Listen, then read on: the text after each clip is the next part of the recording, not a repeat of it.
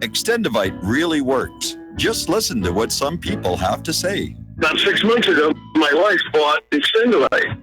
She didn't tell me she was giving it to me. So after about 3 days, I said, maybe the weather's changed or something. I said, my legs feel really good.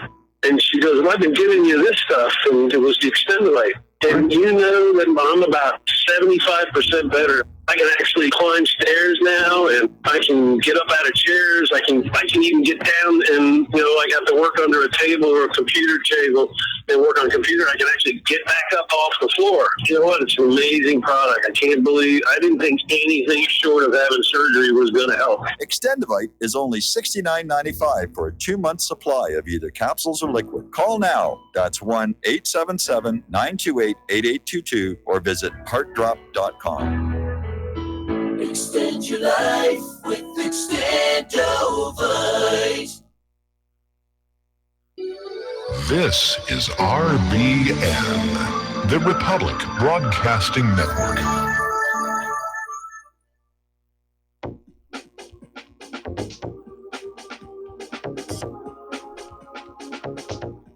What really happened with your host, Mike Rivero. You're listening to the Republic Broadcasting Network, where you'll find out what the Fukushima's going on.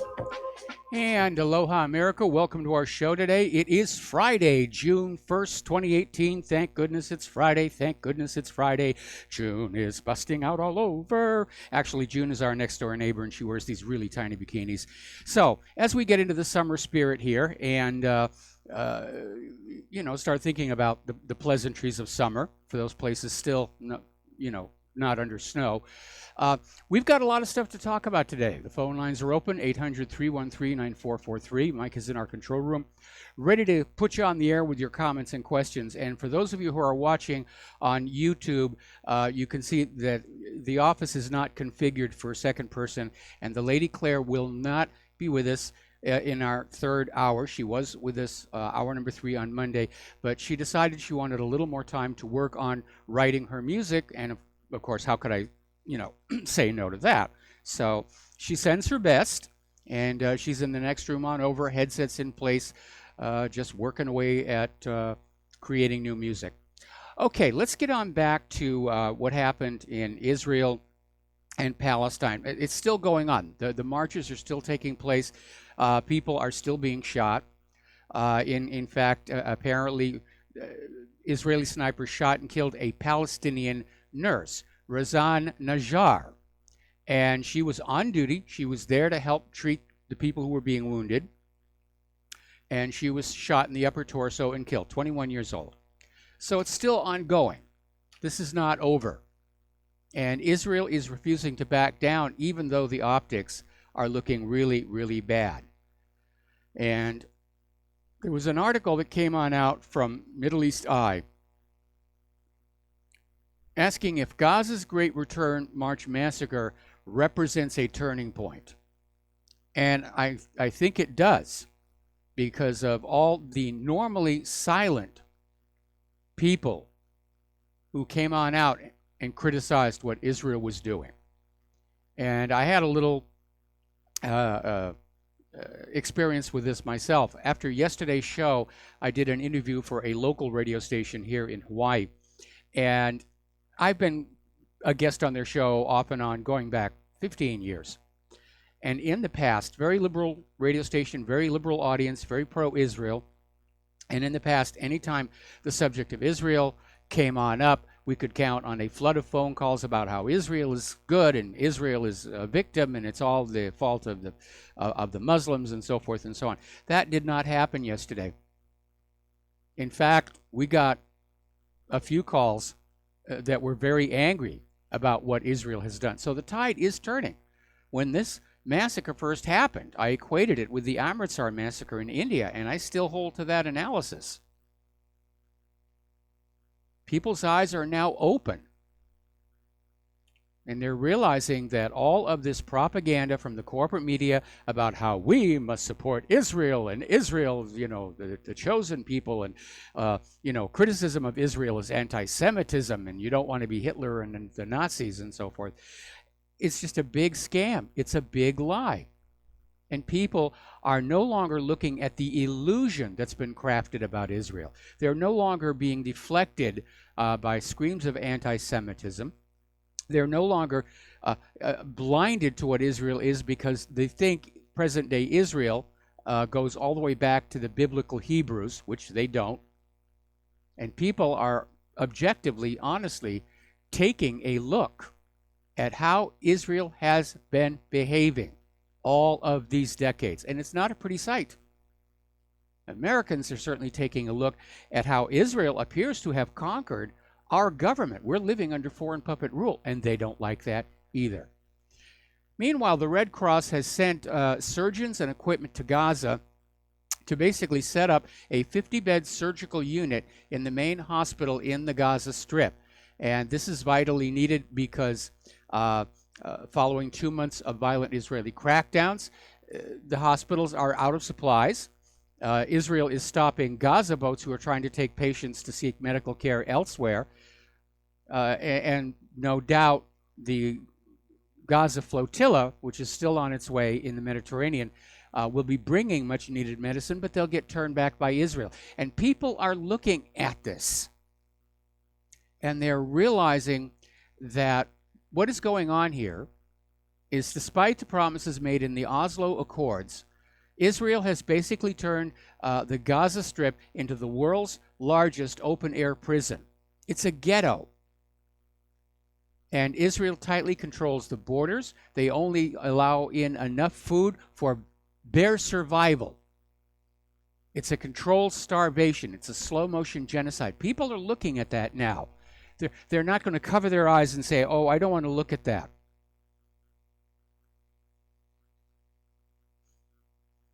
Now, the Gaza Palestinians are planning more protests. They're going to continue the marches. We put up an announcement on whatreallyhappened.com. There are going to be 2 more marches along the so-called security fence. It's a prison cage. Let's call it what it really is. This will be on June 5th and June 8th. Now, June 5th is the 51st commemoration of the Israeli invasion and occupation of Gaza, the West Bank, and East Jerusalem. And on June 7th of the same year, Israel seized control over Jerusalem's Old City. So they're going to be protesting and calling attention to that one as well. We're going to do a shout out now to our on-air affiliates who are just now rejoining the network. And to basically give you an idea of the mindset of the Israeli government, you have to look no further than a tweet by Israeli Energy Minister Yuval Steinitz, who said, let's just conquer Gaza and destroy it once and for all.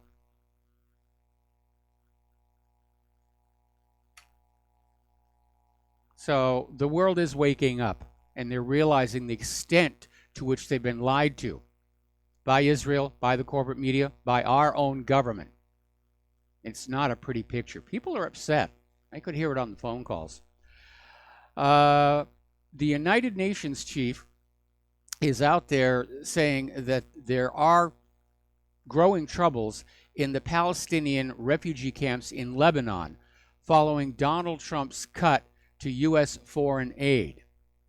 And the UN is saying this could lead to a new conflict. People get hungry enough, they're going to start attacking nearby settlements, just trying to get food. And maybe that's what Israel and Trump want, because all of this provocation that we're seeing, all of these attacks, it almost looks like Netanyahu wants a third intifada so that he can justify going on in, taking more of the West Bank, taking all of Gaza back, despite the 2005 agreement that Israel was supposed to stay out. And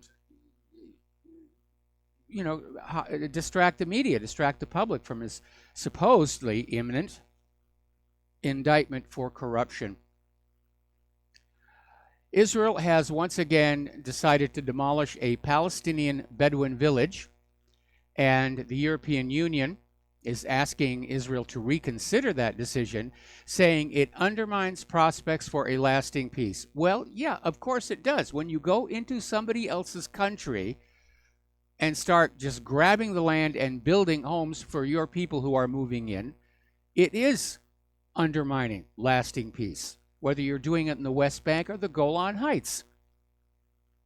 But Israel doesn't want peace in the Middle East. They want the entire Middle East all in one piece for themselves. And Israel has just approved another 2,000 settlement units in the West Bank, all of them illegal under international law. And since Donald Trump came to office, Israel has approved construction of more than 14,000 settlement units. And if you look where these settlements are being built, they are set up to make sure there is no contiguous block of land left on which a Palestinian state could exist. They're trying to basically just carve up the West Bank into little tiny pieces. Now, here's a bizarre story. This came out of Ynet News. Israel is promising to invest in the neglected Palestinian areas in Jerusalem. And Israel has announced it as a groundbreaking program that will invest hundreds of millions of dollars in long neglected Palestinian neighborhoods of East Jerusalem. Now, I don't think they're doing this out of the goodness of their heart. I think what they're going to do is they're going to fix up these neighborhoods, wait for property values and rents to skyrocket to the point where the Palestinians who live there can't afford to live there anymore. That's what I think is going on. Today at the Security Council, Kuwait submitted their resolution to protect Gazans from Israeli high crimes, citing the continued excessive use of force against peaceful demonstrators by the IDF. Washington vetoed it, and Nikki Haley described it as grossly one-sided. Nikki, I'm sorry, which side has the sniper rifles and the exploding bullets, and which side has this protest signs? Boy, we need drug testing for our UN ambassadors, I think. But it's just bald-faced lies. And apparently, Washington says they will veto the Kuwaiti resolution or any similar resolution to protect the Gazans from Israel unless it is amended to basically say it's all Gaza's fault. And I don't think anybody is going to fall for that one anymore. So the Trump regime has asked pro-Western UN Secretary General Antonio Guterres to submit undefined recommendations on Gaza within 60 days, which means nothing will be done. And I am frankly ashamed of Donald Trump and Nikki Haley for still protecting Israel's aggressions after this bloody massacre. This is not a war, despite what Israel says. These people are encaged. They're being starved. When you hear the stories of World War II, you always get treated to the Warsaw Ghetto and how the Jews in the Warsaw Ghetto suffered so hard. They were kept prisoner in there. They were starved in it. Oh, it was horrible. Well, I agree, it was. But that doesn't mean that it's okay for Israel to treat the Gazans exactly the same way. In fact, you would think that had that Warsaw Ghetto situation really been that traumatic, that maybe Israelis, at least the older ones, would have a little more empathy and sympathy and say, what we are doing is wrong. Now, as you know, there was a delegation of Democratic members of the U.S. House of Representatives that visited Israel 2 months ago in protest of Trump administration policies toward Israel, and was led by Nancy Pelosi. But interestingly enough, Palestinian President Mahmoud Abbas refused to meet with them, even though they were being critical of Trump. That may have been a bit of a diplomatic whoopsie on his part. Up in Syria, Bashar Assad is starting to give a lot of TV interviews, and he's starting to talk like a man who knows he's won his war.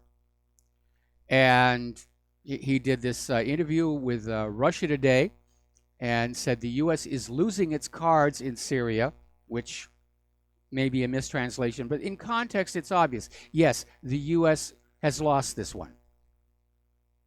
And Washington and its puppets and phony terrorists tried and failed to destroy Syria, to take down their government, to regime change it. And Assad is saying basically it's time for the U.S. to leave. And he is hoping that the United States will agree to leave, but he says failing that, that force will be applied. So he is really talking tough. Now, during this same interview, Assad reiterated that there was at least one incident that came dangerously close to a direct military conflict between U.S. forces and Russian forces, but it was avoided. The question is, if the United States refuses a request to leave Syria, and they will, and they engage the Syrian forces, what will Russia do at that point? That is the $50,000 question. And from the way Assad is talking tough, he seems to feel Russia's going to come on in. So the situation is going from bad to worse.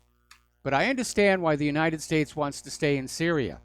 If they leave, it's going to be globally perceived as a military defeat, and that could derail the entire war agenda. It's the same reason they're up there still throwing money and people into Afghanistan. They may not be able to completely win there, but they don't want to have the appearance of losing. All righty, let's see. Am I still on the air, Mike? Because we just had a lost connection.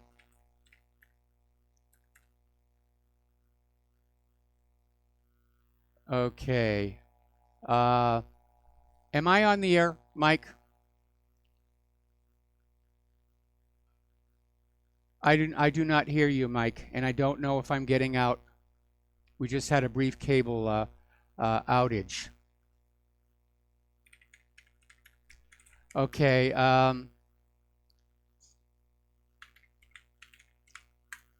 Is anybody there? Hello? Well, I'm going to keep talking as if I'm still going on out to... You're on the air. I am on the air. Okay. All right. Fine. Good. Oh, man, all this crappy technology. More about that later in the show. Okay.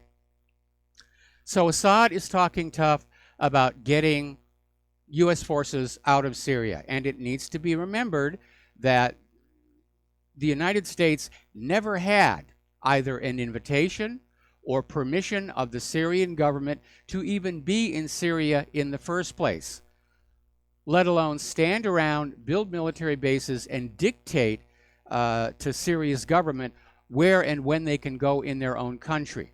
Like that warning yesterday, don't you dare attack ISIS. Don't you dare attack ISIS. Bad things will happen if you attack ISIS. So, from the way he's talking, sadly, I'm afraid Assad seems to believe that Russia will in fact support him. Over in Turkey, relations there are starting to sour, and apparently Ankara is talking about kicking the U.S. troops out of Incirlik if Washington continues with its wrong actions in Syria. And Foreign Minister Mevlut Cavusoglu said that Ankara would go elsewhere for warplanes if the United States doesn't deliver the F-35. Well, knowing the F-35, Turkey would be wiser to go acquire warplanes someplace else. But this is the beginning of a serious diplomatic conflict, and all of this goes back to that U.S.-linked failed coup d'etat in Turkey some years back. So the U.S. government runs around the world playing all these little games, regime change, coup d'etat, and they mess up. They continue to mess up. The United States Air Force has started operating Reaper drones out of Poland. Now, the move was sparked because the base they have been using in Greece at Lanza Air Force Base needs some renovation. And whether the drones will leave Poland and go back to Greece after the renovation, that's a very important question. But they're out there flying reconnaissance missions with these drones and just playing with their little bit, their toys. They're playing with their very expensive toys that you all paid for. Over at antiwar.com, they're quoting U.S. Commander of the Europe Command, General Curtis M. Scaparrotti, calling for thousands more U.S. troops to be sent to Europe to deter Russian aggression. Talk about the pot calling the kettle black.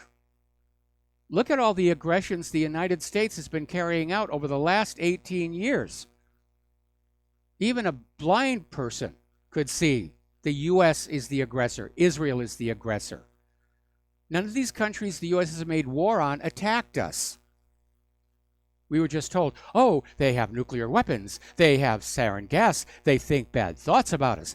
They hurt their own people. They're evil. And the United States has a moral obligation to go on in and set things right, which has never happened. The U.S. trashes all these places. Okay, we're going to take a short break for some commercials, and we'll be right back with more of our show.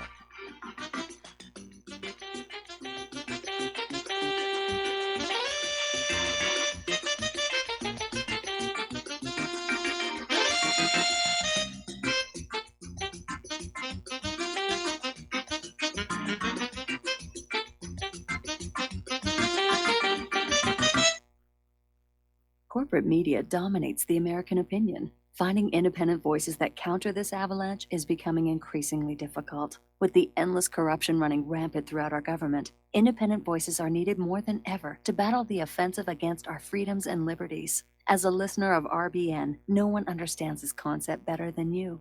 Now it's up to you to do your part. The time has come for you to take action and begin broadcasting the truth to hundreds or thousands of people every month. Sound impossible? Quite the contrary. With pointed slogans from LibertyStickers.com, you can reach countless sleeping Americans unaware that they live in a real-life wonderland. LibertyStickers.com has a huge inventory of political bumper stickers and messages that reflect the truth about our government, our politicians, and the future of America. With so many in stock, there's one perfect for you. Visit us today at LibertyStickers.com. Again, that's LibertyStickers.com. Do your part. Your voice is important. Let it be heard. Folks, we're living in a world the likes of which we've never perceived any clearer than we do now. The plan for global governance has been in the works for generations and would have likely been achieved by now, but for the fact that the globalists left open their Achilles heel. With all their tools, Federal Reserve System, fiat currency, no child left behind, and then Common Core education introduced to our schools to dumb us down, vaccines, pharmaceuticals to lobotomize us, GMO foods, insertion of compromised or bought and paid for politicians, judges, mainstream media propaganda, all pieced together like a puzzle designed to ultimately bring the world under submission. But with all their strategy, they forgot one thing: knowledge. And knowledge is power. With knowledge, their bombardment is nullified. Folks, with that, as brilliant and knowledgeable as you've become, among the wisest audience of any radio audience in the world, and you are, I want you to take a moment to reflect and ask yourself, how much of that knowledge did I obtain from Republic Broadcasting Network? How high has my consciousness been raised since I've been a listener? How fast am I now able to discriminate truth from fake news by being a Republic Broadcasting listener? How clear am I now able to see the world since I've been listening to RBN? Ask yourselves those questions, folks. Then ask yourself, what is that knowledge worth to me? Like my morning coffee, how would I survive without it? A voice of truth in a sea of lies. Do we not all need to make sure it survives? Like public broadcasting, we are now finding we can only survive with listener support. Censorship, advertisers being attacked, truth itself being attacked. It's the only way through this. We at Republic Broadcasting humbly ask you to become a supporter. Look at your budget and make a determination of what Republic Broadcasting is worth to you and what you can afford on a monthly basis. Go to republicbroadcasting.org and pledge 20, 30, 40, 50, if possible, 100 a month or more if it's affordable. Click the donate button and become a regular monthly donor. Assure both us and yourself that Republic Broadcasting truth will continue to flow like that morning coffee. The network thanks you.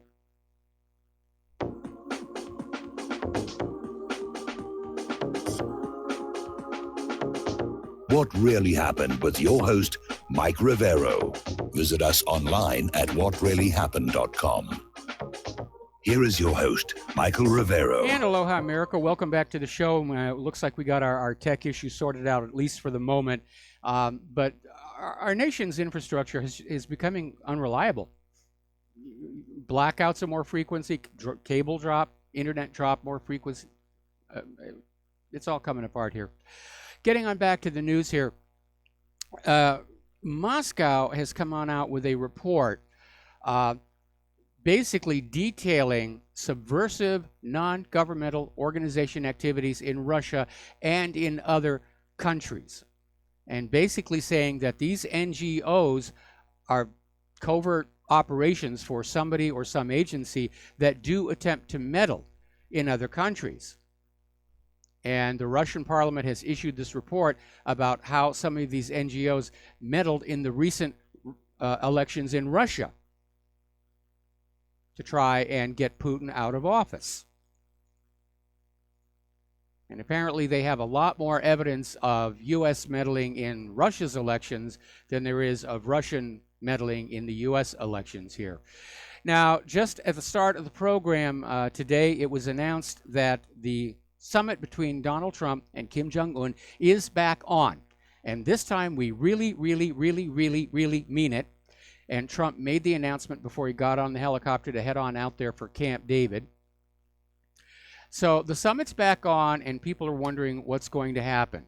Can there really be a meeting of the minds? Is there anything that the United States could do that would convince Kim Jong-un it's safe to give up his weapons of deterrence? And that's going to be really huge. Now, obviously, what the U.S. is offering is a security guarantee, which is utterly worthless. But they're also offering, to end the embargoes, to put a lot of money into North Korea to try and start building it up. And obviously, Kim Jong-un would be very happy to see that happen. The real monkey wrench, though, is going to come from other interested parties. The meeting is not likely to be just Trump and Kim Jong-un. There are probably going to be representatives from China, Russia, Japan, South Korea that are going to be trying to basically crash that party and say, this is what we want out of the deal. Meanwhile, Kim Jong-un has complained to the Russians over U.S. hegemonism.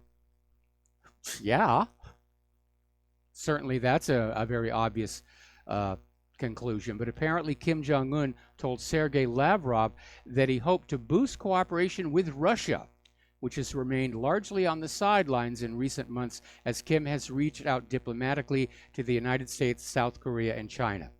So there's a very subtle message coming out of that. Kim Jong-un is saying that if this summit with Trump doesn't work out to his satisfaction, he's ready to pivot to Russia.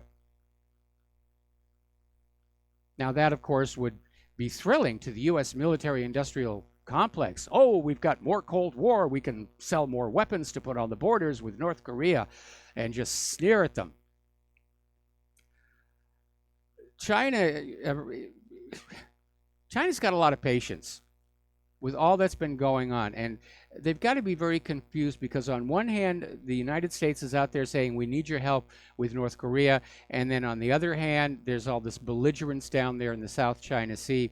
And now the United States is spending $250 million to upgrade its de facto embassy in Taiwan, a move that will absolutely enrage the Chinese government.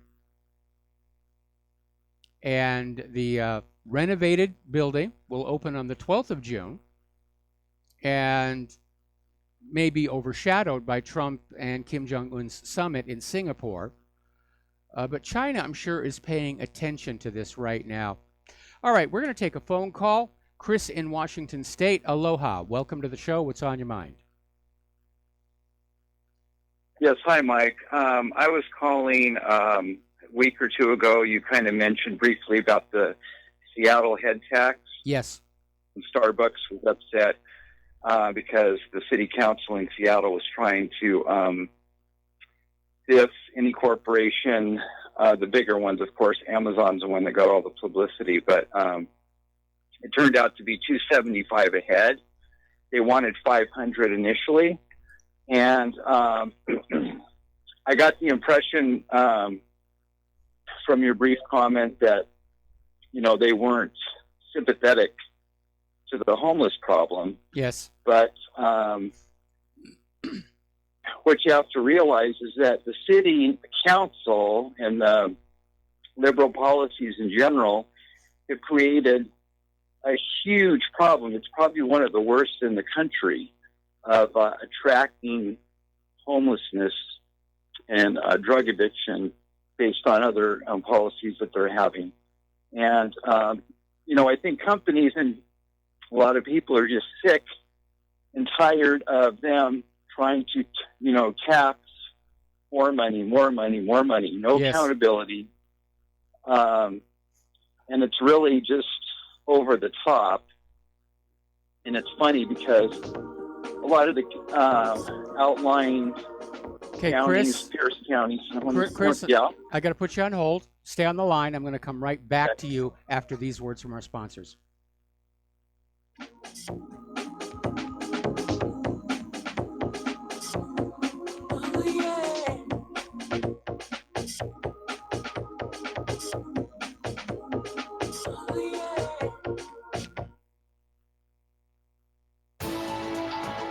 You are tuned in to the Republic Broadcasting Network.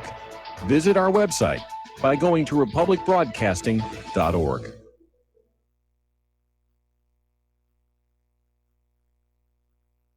Homeowners, if your lender has gone out of business or sold your transaction to another lender or servicer, you may be the victim of a wrongful foreclosure resulting in the loss of your home. If you've already lost your home, are in foreclosure, or even in good standing, you can challenge the mortgage transaction's illegal issue and your property can be restored to you, and your foreclosure can be stopped or reversed and the mortgage transaction declared unenforceable. State laws, U.S. title codes, the Uniform Commercial Codes, and U.S. Supreme Court rulings have upheld that defective mortgage documentations can reverse or stop foreclosures and enforce property title claims in favor of the homeowner. We are having successes in stopping the process of foreclosure, the enforcement of the foreclosure judgments, the sale of property, and evictions after the sale. We are not attorneys, and we don't give legal advice. We are a professional team of legal researchers, providing forensic mortgage audits and expert witnesses. We have the knowledge to produce the evidence and enforce laws regarding your legal issues. We've been in business for 12 years without a complaint. Consultations are free, and we provide a free title search to confirm if your mortgage has legal defects. Please call 855-253-3748. 855, 2, keep it today.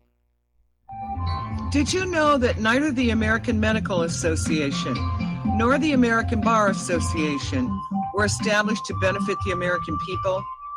Have you recognized that in our country, healthcare has little to do with health, and that our court system has nothing to do with justice? The priests of both medicine and law have been incentivized to implement a dark agenda on behalf of the Bilderbergers and their ilk. To protect ourselves and our progeny, we need to take a much closer look at how these two giant industries really work. Join me, Al Whitney, on In Defense of Humanity, Saturdays at 7 p.m. Central, as we expose the matrix and learn how not to consent to our own destruction. Without the right accessories, any guy can be off the mark. Whether you've invested thousands in your arsenal or you own a single trusted firearm, a visit to AROutfitting.com is in order. It's one of the finest online selections of tactical optics and AR parts and add-ons, like EOTech, quick target acquisition with no peripheral loss. Browse the full range of Nikon scopes and binoculars. AROutfitting.com can illuminate your world with Streamlight gun-mounted lights from keychain to large handhelds up to 1,100 lumens. Find some stability with Battenfield tactical bipods. AirOutfitting.com has CMMG gun parts, barrels, assemblies, handguards, part kits, and more. Plus magful clips and magazines. I know I've got you excited, so take a breath. Head to AirOutfitting.com. The site's super easy to navigate and features a ton of technical info, including links to manuals. We also welcome vendor and manufacturer inquiries. Remember, if you don't see it, we can get it at AirOutfitting.com. When all this twisted steel was swept away, did these remaining holes reveal what's really happened? And aloha, America. Welcome back to the show here. We're talking with Chris in Washington State. We're talking about the controversy over the Seattle head tax. where large companies like Starbucks and Amazon are saying it's an inappropriate burden. The other side is they've got to get some money to try and deal with the homeless situation. And it does make these large corporations look like they're insensitive to the issue, which Starbucks tried to do a PR stunt where they're allowing the homeless to use their stores. That sort of backfired and started driving away paying customers. So Starbucks has already pulled back from that policy and said people can use the restroom if they're not buying something, but if their behavior is offensive or inappropriate, they can be asked to leave. That's the new policy. Anyway, so Chris, what's the latest you're hearing about this? Well, what's funny, what's starting to come of it is you've got those outlying counties around King County, which is where Seattle is, actually doing the exact opposite. They're out getting the word out that any company that comes and starts paying living wage jobs, I think it's $60K plus a year, they're going to give them tax credits of $275, which is, what Seattle's charging them. Yes. And I heard a guy on the radio that was interviewing an economic advisor or whatever from Phoenix, Arizona, and they're doing the same thing. So they're doing the exact opposite because they realize they need business in their cities and they're not an enemy and you can't just tax them, to the gills. No, you can't. The fact that they're, and the thing is Mike, they get, I don't know how many hundreds of millions of dollars the city has already spent over the last 10 years. 10 years ago, they said, we're going to, take care of this problem, end of homelessness. It's only gotten worse. Yep. And all their policies just make other people from other, states say, we're going to go over there. They have all these free handouts. You can't even go downtown anymore without tents just lining the street. It's just so out of control. I live about 40 miles north of Seattle. I refuse to go down there. I don't want anything to do with that place. Yep. It's just, and there's drug addicts and needles and all the parks, and it's such so out of control. This deterioration anyway, is happening to all of our big cities like San Francisco. I mean, the tourism people down there are saying the city government has to do something because it is turning off tourists in San Francisco, and you're telling us the same thing here in Seattle.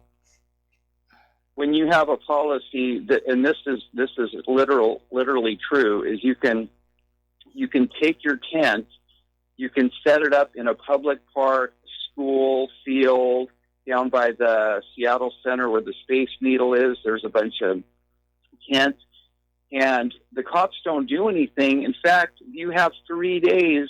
They could come and say, well, you're here illegally, and you have to give them a 3-day notice to leave. Yep. I mean, and they're totally breaking the law. But if someone like, a regular person jaywalks or, parks illegally for 10 minutes, heaven forbid, they're going to get fined in a ticket, and it's just ridiculous. It's like beyond common sense. It's crazy. Well, I mean, let's look from the other point of view. These are human beings, and they do need I get that. But, and they do need food. No, I understand all that. But, Mike, you go down, I mean, I would say 50, and this has been done, this is 50% or more of those people do not want help. They're on there. They have Salvation Army, the missions. They are out there all the time saying, we have beds here, but if you're going to come stay in our beds, you can't drink, you can't do drugs. There is going to be some rules. You need to, whether it's job train, whatever. I mean, there's just going to be reasonable rules that this isn't forever. We're not just going to, support you forever. But, now their idea is, let's just have low barrier housing. So we're going to build all this public housing with all this money that we're getting. And there's zero rules. So in other words, anyone can move in there and they don't have to do anything for it. You know, they don't have to change. So anyway, I realize what you're saying, and I'm not saying all homeless people are like that, but a vast majority, or at least a majority of the ones, you know, that I'm referring to, they do not want to change. They like their lifestyle. They want to, you know, do their drugs. They want to, it's a racket. And the thing is the city is, you know, getting all this money, and it's become an industry just like everything else. You know, the military, the farm, big pharma, everything. That's what it's turning into. A racket. So anyway, that's a racket. Yep, exactly. So I just thought I'd put that point of view out there. Well, I enjoy your show, though. Thank you very much here. I disagree with the assertion that a majority of the homeless are dealing with drug and alcohol issues. Some are, there's no question. But as I've mentioned many times, Claire and I are involved in 2 programs here locally where we, you know, do the food distribution ourselves. We meet these homeless and hungry people. And yes, some of them are obviously on some kind of medication. But my perception is it was maybe a minority, maybe 1/5 of them. All right, so they don't want to change, and that's fine. They can go on down and live off the middle lock of Pearl Harbor here. But we have to find some way of getting that remaining 4/5 who did not become homeless because of anything they did, but because of the mismanagement of our economy. We've got to get them back into the system somehow. We've got to get their kids back into school. Or we're going to have another lost generation here. The reality is that if the U.S. government had not squandered all these trillions and trillions of dollars on all these wars over the last 18 years, we would actually have a real working economy, civilian economy. People would have jobs, and the homeless problem would be very, very small. But right now, it is definitely heading toward a crisis point, where at some point the homeless are going to look around and say, wow, look how many of us there are. Let's just go over to the supermarket and help ourselves. And that's when things are going to get ugly. Anyway, Chris, thank you for the phone call. We're going to switch over to Steve in Massachusetts. Aloha, Steve. Welcome to the show. What's on your mind?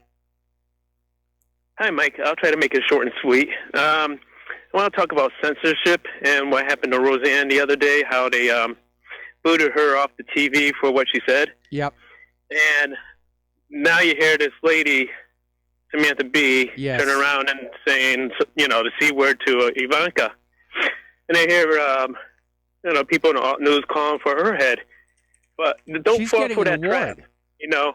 She's getting an award from Yeah, the Academy of Television Arts and Sciences for inspiring social change. Exactly. But we can't call for her to be canceled, because we'll be going against the very thing in which we're fighting, which is censorship.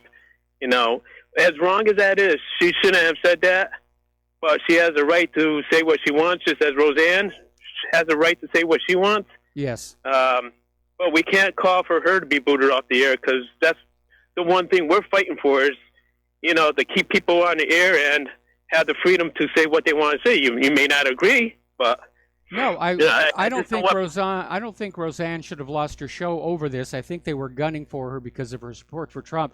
But this, the Academy of Television Arts and Sciences, talk about bad taste. You know, so soon after Samantha Bee comes on out with that tweet, and yes, under the First Amendment, she has a right to say that, but to then turn around and give her an award, that shows a complete lack of taste. Not that there's been a lot of taste in television these last several years anyway, from my point of view. But you know what? They're displaying who they really are, and it's really out in the open, and people are seeing this. And, you know, sooner or later, I think it's happened already. I think it's really going to kick them in the butt. You know, people are turned off by the double standards and the political correctness and everything that's been going on. Agreed. Everybody, yeah, it's becoming so obvious. Yeah, exactly. Okay, that's all I wanted to say, Mike. You know, there's a lot of stuff that's going on, and yeah, you know, I don't want to tie you down with just that. No, there is a lot of stuff going on. I'm so glad it's Friday. I need a weekend. I need to walk away from this stuff for a weekend. And over the weekend, there's going to be so many things that are going to happen. well, you know, everything. I can always power up the computer and log into whatreallyhappened.com, but barring something major, I'm probably only going to do a little bit on the website because I need to rest and I need to focus on Claire and helping her to get better now that she's finally getting some decent medical treatment. Anyway, Steve, thank you for the phone call. We're going to let you go and switch over to Dustin in New Jersey. Aloha, Dustin. Welcome to the show. What's on your mind? How you doing, Mike? Fine. Hey, Mike, your caller from Seattle? Yes. Who called, people don't realize, you know why some of these people turn to drugs and alcohol? Because they got nowhere else to go. You know, if their wages kept up with inflation and, you know, and these companies weren't, paying such little wages like Walmart, they would hire, you know, they would pay better. So, you know, more people come in to buy stuff. Yes. You know, they'd have money. And you know how it works. It's a consumption-based economy, and it's not. You know, it hasn't been keeping up for a long time. So we're seeing the results of that, right? I mean, it's going to get worse. Yeah, the economy is. I mean, forget all the claims and promises made on the corporate media about how we added 800,000 minimum wage jobs last month. Those numbers are all rigged. Those numbers are all rigged. If you go over to the Department of Labor statistics and you look at the actual participation rate, in other words, the percentage of Americans willing and able to work who actually have jobs, it's only at about 60%. That means that 1/3 of the American people willing and able to work don't have jobs. And how they get from that to a 4% unemployment rate is the usual government legerdemain. Yeah, if they say they added 200 and something thousand, well, what about the other 800,000 that they lost? They don't tell you that number. No, they don't. If you look at all the stores, I mean, the Sears is closing another 72 stores. Yes. Where are these people going to go? We're probably going to lose our Sears down here at the bottom of the hill. And, you know, we've lost so many stores around here. Toys R Us is gone. Babies R Us is gone. You know, we're hearing Sears is going to be gone. And it's wow, it's getting a little scary out there. And Mike, on Samantha Bee and Roseanne, this is just another result. It doesn't matter what side you're on. It's a decadent society. There's no morals anymore. You get Congress and the Senate and the president, they're just saying crazy stuff. There's no critical thinking skills anymore, these people. No, there isn't. And it's like the entire Congress, they're on some kind of psychological medication. You know, they've got a pharmacy right there in the building, so, you know, they've got access to pills.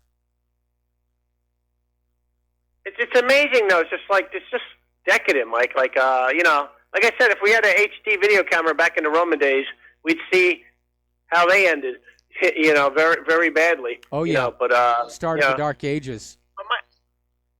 Yeah, I mean, hey, Mike, real quick, I wanted to mention, I don't know if you heard this, that Turkey was interested in buying the Su-57 from Russia yes. already. Yeah, we mentioned that a little earlier in the show. Yeah, which is didn't Congress or the Senate vote against selling the F-35 to Turkey a couple not too long ago? Yeah, that's basically that issue, and it's created a diplomatic crisis with Turkey. Turkey and Erdogan, they're definitely the loose cannon on deck in that part of the world. Yeah, I don't know if you know this, but Russia and India co-developed the Su-57. It was a joint venture, just like the BrahMos anti-ship missile, which they got a new one coming out, the BrahMos 2. That was a joint venture. Yeah. You know, so I mean, India, believe it or not, they're very smart people. You know, they have some technical prowess. I mean, that's all I wanted to say, Mike, today. Indians are just naturally very, very bright. They produced a number of very famous scientists, mathematicians, like Srinivasa Ramanujan. Okay, so Dustin, thank you very much for the call. We're going to switch over to Al in Canada. Aloha, Al. Welcome to the show. What's on your mind? Hi, Mike. I wanted to go back to poverty again. They're talking, you know, in Seattle about building some public housing, I guess they'd call it. Mm-hmm. You know, we have a lot of that up here in Canada, and let me tell you, they turn into dumps. Yes. Obviously, because the people are poor, and you know, I mean, I don't really. When I say this, I'm not casting any. You know, I don't want to seem like I'm a heartless person, but you know, you are who you hang with, and poverty begets poverty, especially in a society where the jobs are diminishing, they're being taken over by automation. You know, in your country you have obviously the huge military, but you know, in Canada we don't have that. We just have an irresponsible government that likes to spend beyond its means for no particular reason. We get nothing for it. You know, so I mean, it's only going to get worse. Yes. It's like you've talked about before about, you know, it's time that the government steps in and says, you know what, we don't need these banks anymore. We're going to control the currency. We're going to issue it, and we're going to use it, you know, basically as it was supposed to be, just a bartering tool. It's not something that people should, you know, get rich off of. If you and I make a transaction, no one else should be involved. I don't see any way forward. I mean, the jobs are disappearing, and it's not just the offshoring, it is automation. They're just disappearing. Well, there's nothing that anyone can do about it. The consumer economy is in a state of collapse right now, and every time another Sears shuts down, whoever is working in the factories that were supplying those products, they get to go home and not come back. Now, that may be in a foreign country, like in the case of Walmart, but there are some American suppliers who are being affected by this. And that's another reason the economy is locking up. It's been strangled to death by the war spending, just like happened to the former Soviet Union. And that's why I'm still convinced this country is not going to hold together. They're basically lying through their teeth about the state of the economy to try and keep these wars going. And it's an insane path. We're going to lose this one. Anyway, Al, I got to let you go. We got to take a break for commercials. We'll be right back.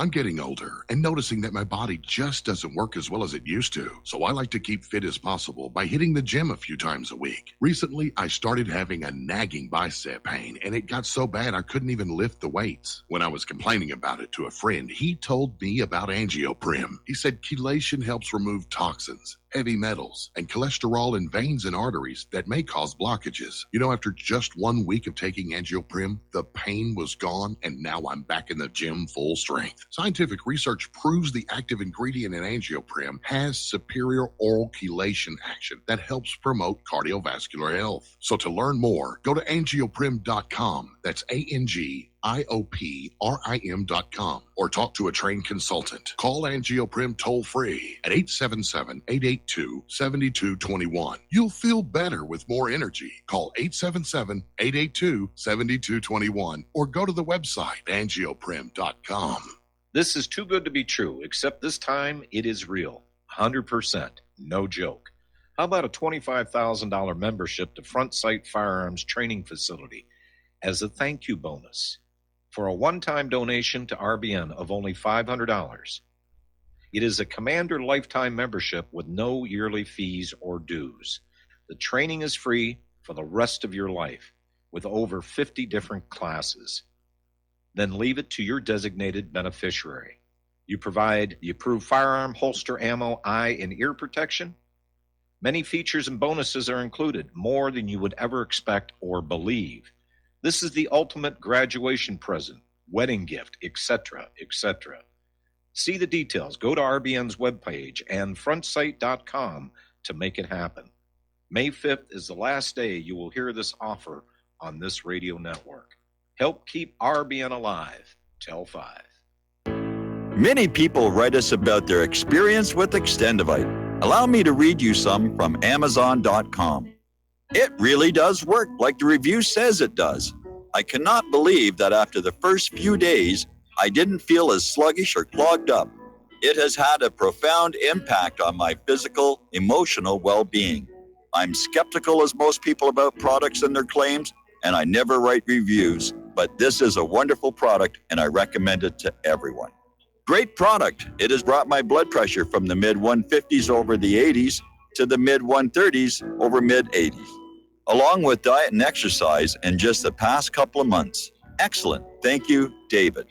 Tell us your story. Get Extendivite today. Call 1-877-928-8822 or visit heartdrop.com. Extend your life with Extendovite.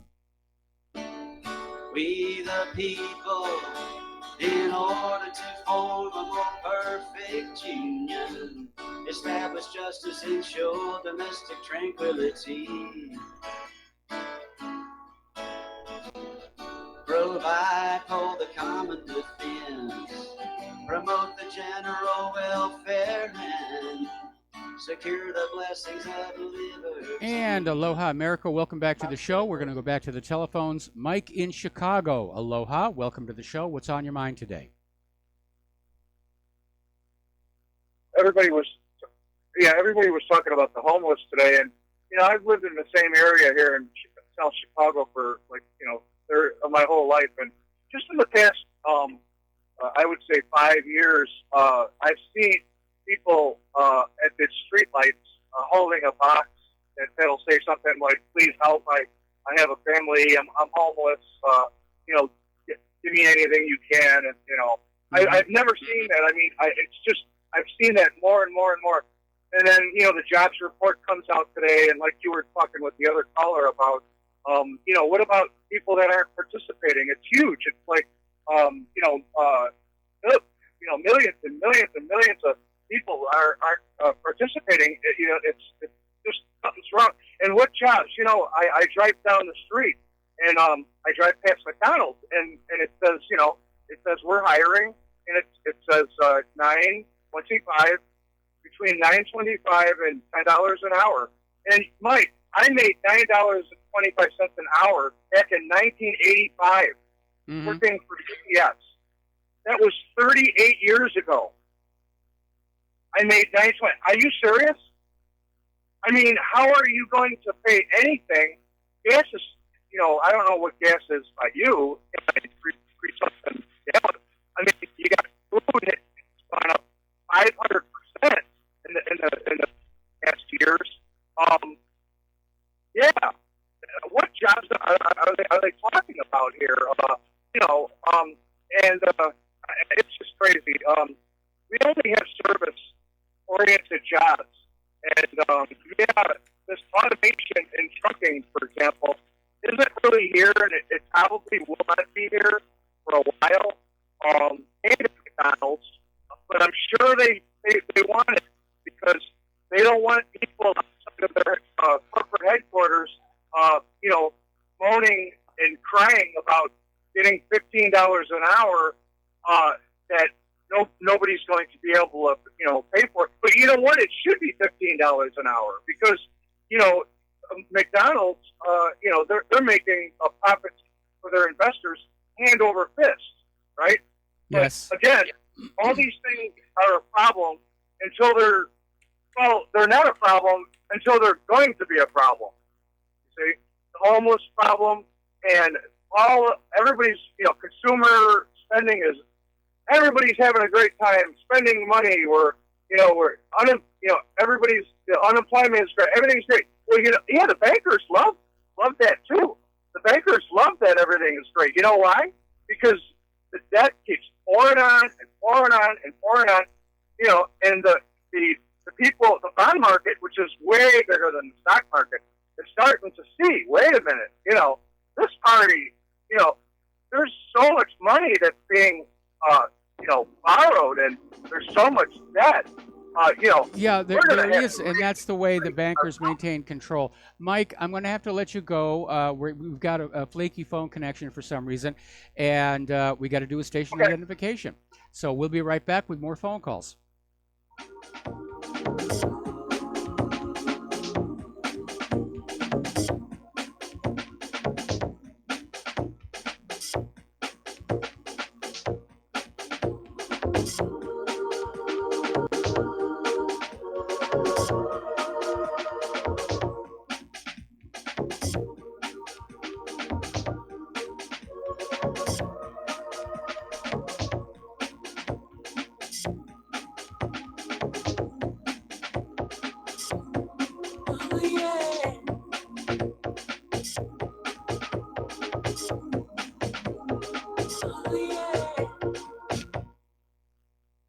Tired of being lied to by mass media? It's growing more and more apparent today that news is received less and less through standard media outlets. Even with a growing audience every day, RBN is beginning to direct more efforts into social media. Social media and the use of the internet is fast becoming the primary source of people for news, regardless of demographic. RBN has set out to provide some of the best news on the internet through republicbroadcasting.org, and also has begun to use the tools to our advantage by way of social media. Republic Broadcasting is now operating a Facebook page to function as yet another avenue to have our collective voice reach new audiences across not only America, but across the globe as well. The Facebook page features not only news, but also an RBN player to listen to our broadcasts.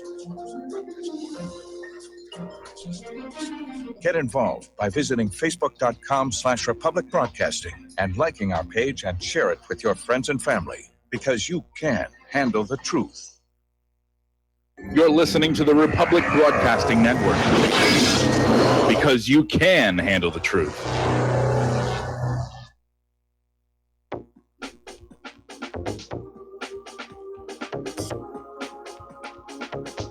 What really happened with your host, Mike Rivero. The history the government hopes you never learn. Here is your host, Michael Rivero. And aloha, America. Welcome back to our show, hour number 2. The phone lines are open, 800-313-9443. And before we take another phone call, I want to explain something very fundamental about economic systems.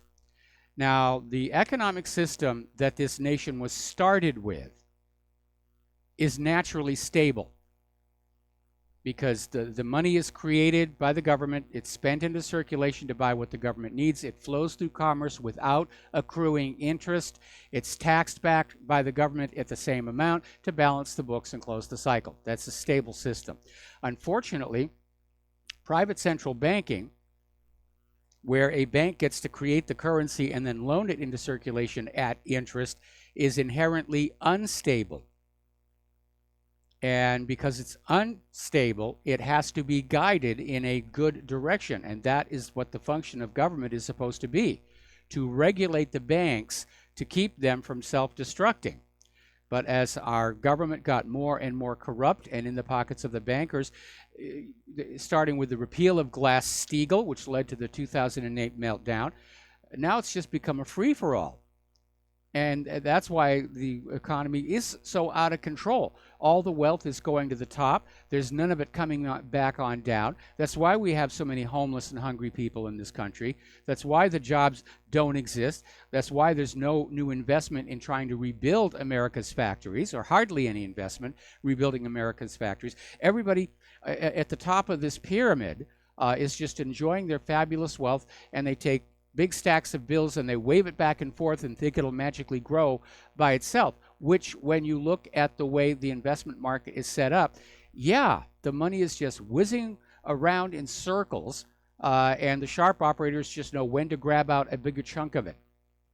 If you haven't seen the movie Wolf of Wall Street, you need to. Now, it's not for children, but it is based on a true story.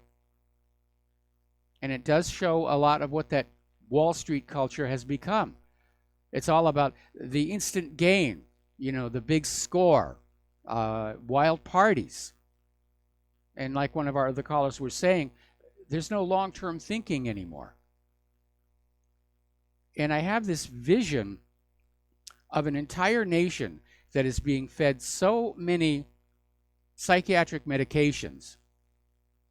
They're literally drugging themselves into bad decisions that are going to wreck the country. Forget about Russian nukes or Chinese nukes or any of that stuff. Our nation's biggest threat right now are those prescription psychiatric medications, because so many people are on them, and so many of those people who are on them are in positions of control, and they're making bad choices on them. I think that's a real reason why this country seems to be run so badly right now. All right, let's go back to, let's see, Josh in Washington State. Aloha, Josh. Welcome to the show. What's on your mind? Aloha, Mike. Hope you're doing okay down in Hawaii. That volcano is really crazy. You're saying that there's so much sulfur in the air it stings your eyes. Yeah, it's like a bad day in Los Angeles, but we're on a different island, and even on the Big Island, the lava flow is just a very, very tiny corner of it, and unfortunately, the media coverage, I think, has given a false impression that the entire Big Island is erupting, and that is certainly not true here. But Clara and I live on Oahu, which means we are living halfway between the part of the state that got flooded and the part of the state that's on fire. Well, that's good to hear. I hope you guys are safe, and I wish you well, and I hope your wife gets better over the weekend. It's taking a long time, but now we know what we're dealing with, and it is going to take a long time, and she's banned from housework until further notice. Yeah, I do all the house chores myself here. So yeah, what I wanted to talk about is, so I was homeless for probably close to 8 years. And my wife comes from a background of, she was raised by a single welfare mom in a ghetto in St. Louis.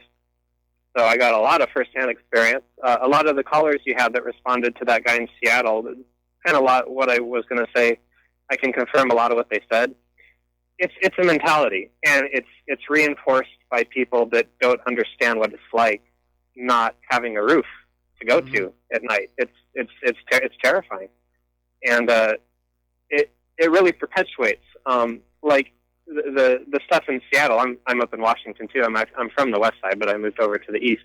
Okay. And it perpetuates, like a lot of the stuff the Democrats try to do, just makes the poor people feel like they're not human beings and they're not worth anything, and it perpetuates it.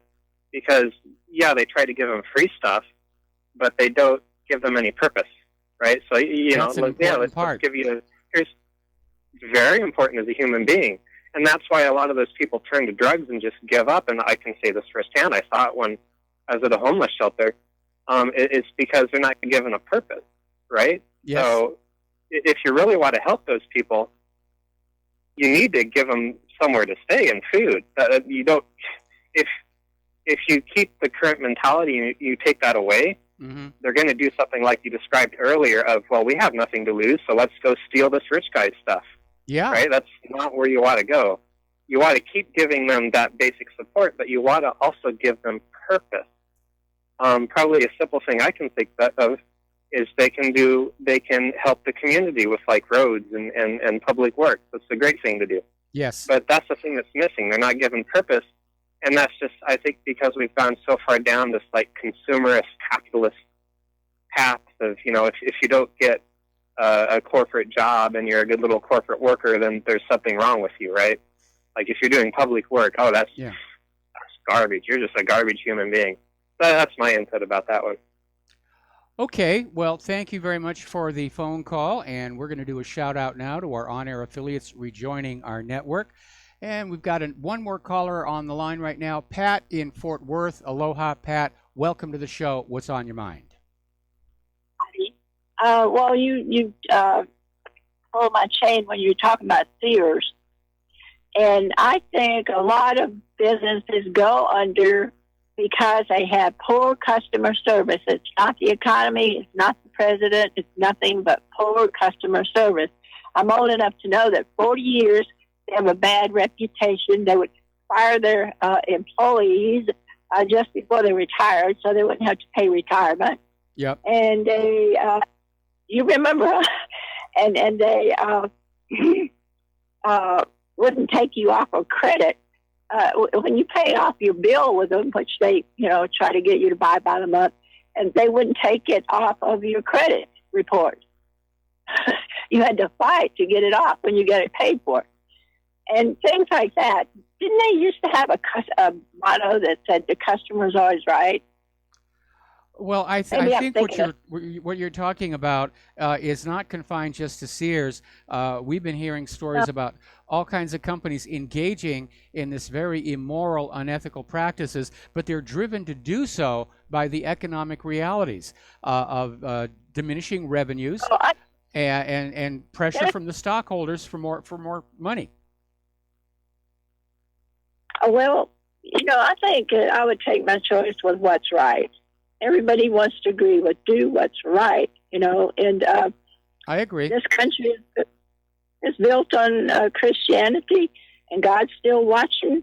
And it's a very scary thing not to fear cheating people like that. And as far as homeless, I live in a homeless neighborhood. I've tried and tried, but basically they will steal anything you give them, sell it. They're on drugs, they're on alcohol, and that doesn't mean you throw them out. But on the other hand, you can't live with them. You can't live with situation. It's a difficult situation. Now, what I am wondering, like in places like Seattle, why the police are not delegated to finding where these homeless people are acquiring these drugs, because obviously it's happening right out there in the streets. And if they could cut off the flow of drugs, that might work to get some of these people back, get their lives back together. But I think Seattle, and for that matter, San Francisco, Baltimore, Chicago, undermines the fact that you cannot tax a society into prosperity. It doesn't work. You have to allow a society to become prosperous by its own labors, and then be reasonable with the taxation. But taxes are out of control in this country pretty much everywhere, and people, they just don't have it anymore. And for Trump to be out there with his tariffs, which are another form of hidden tax, and Seattle with their head tax, people are running out of money. And I'm not surprised to hear that. Didn't he get one? Didn't he win one? Says China's up here talking about relaxing tariffs because of the deficit, the trade deficit this week. Today, did you hear that? No, I missed that one. But the last word I have is, Trump made some sudden last-minute changes on his tariff plans, and he's succeeded in angering a lot of our trade partners all at once. Anyway, Pat, thank you very much for the phone call, and we're going to let you go. Switch over to Dennis in Florida. Aloha, Dennis. Welcome to the show. What's on your mind? Aloha, Mike. You touched on one of my sensitive subjects, which I think is like the linchpin in all our problems, which is money. Mm-hmm. I call it, money. I mean, the central banks and the Federal Reserve have learned a way to create wealth or money based on nothing, correct?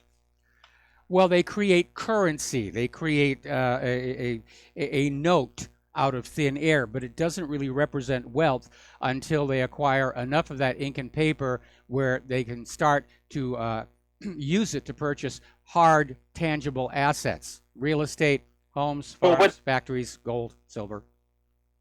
Well, I agree that is wealth, but they have the power to create notes, papers that can buy that wealth, right? Yes. Yes. Okay. That's what we need to take back. We need to take back that power to create wealth. Yes. Take it back from the Federal Reserve and the central banks. I mean, that's a monumental task. There's no way in the world they will allow it. They'll burn this whole nation down, the whole world down before they allow that to happen. Oh, yeah, they are that desperate. They are that desperate. I mean, Congress can rescind the charter of the Federal Reserve at any time they want to, but they're not going to do it because the Federal Reserve and Wall Street are very, very generous campaign contributors every election cycle. And I'm sure as we head into November that those checks are already being written to make sure Congress remains obedient and worshipful to Mammon. Yes, and if you had any backbone to stand up and say, well, I don't really need your money, I'm going to just do the right thing, then you have other forms of persuasion to get you to see it their way, correct? That's basically it. I mean, we talk about different systems, whether capitalism is good or bad, or communism is good or bad, or fascism is good or bad.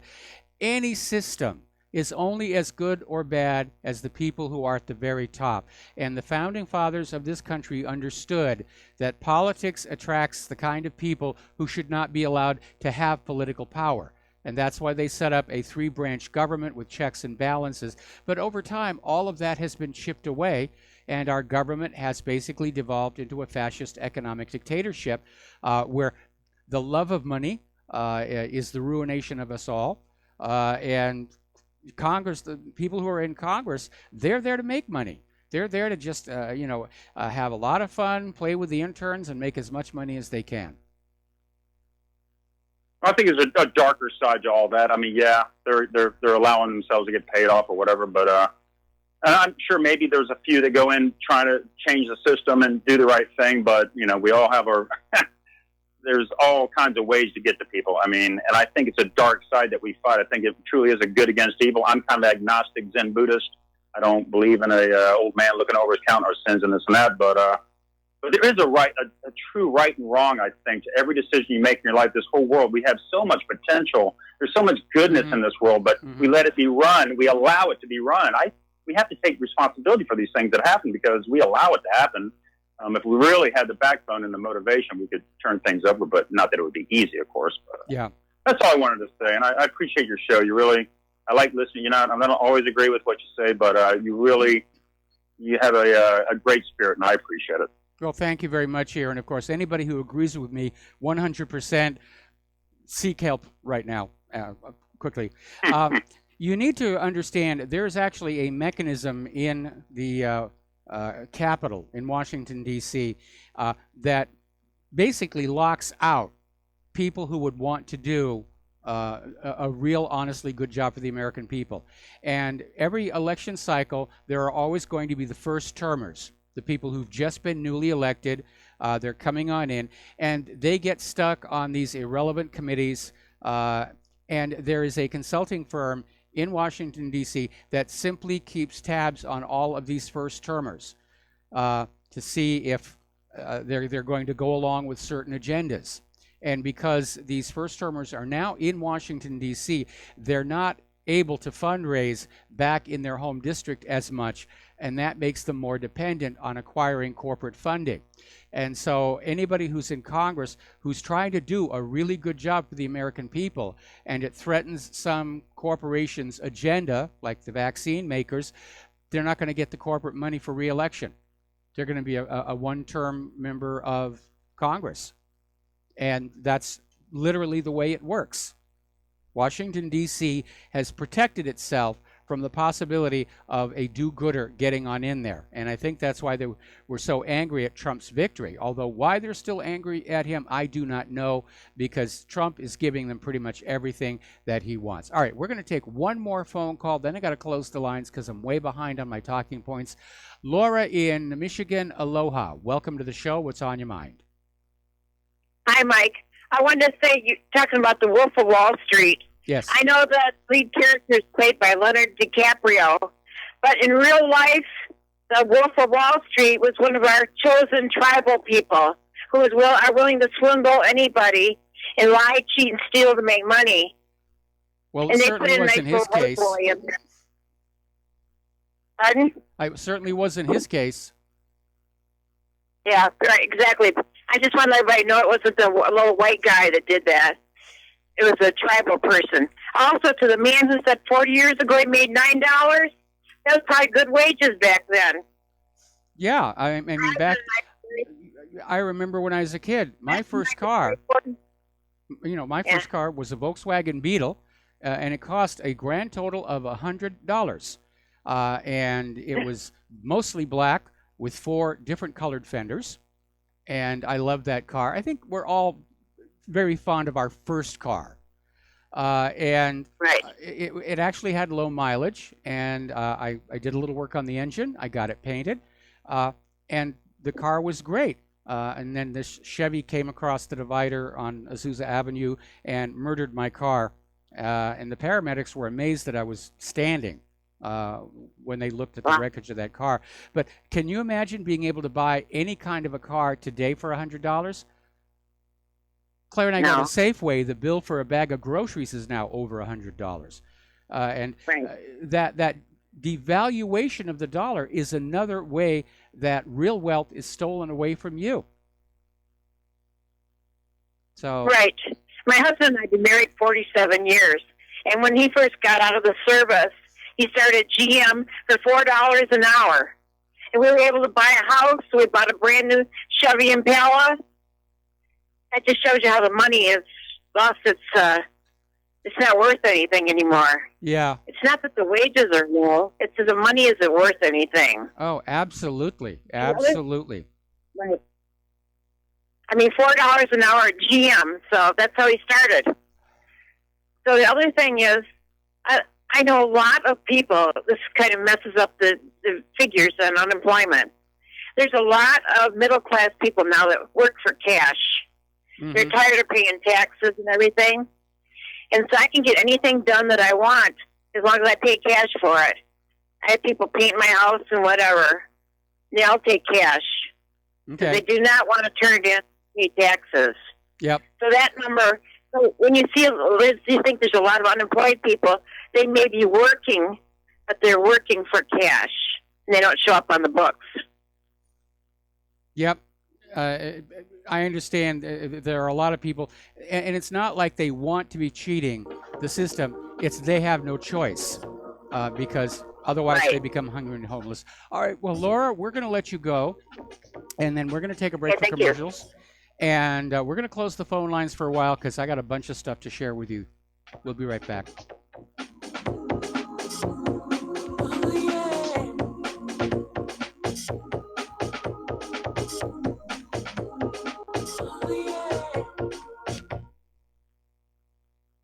My name is Don Wiskin, and at 42 years old, I suffered a massive heart attack, lost 35% of my heart to damaged tissue, and was supposed to spend the rest of my life on disability. What did I do?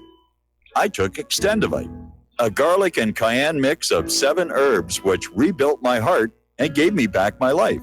For over 17 years now, I have made this formula available to you so you don't have to suffer the same thing I did. Clean your blocked arteries and strengthen your heart and boost your natural immune system.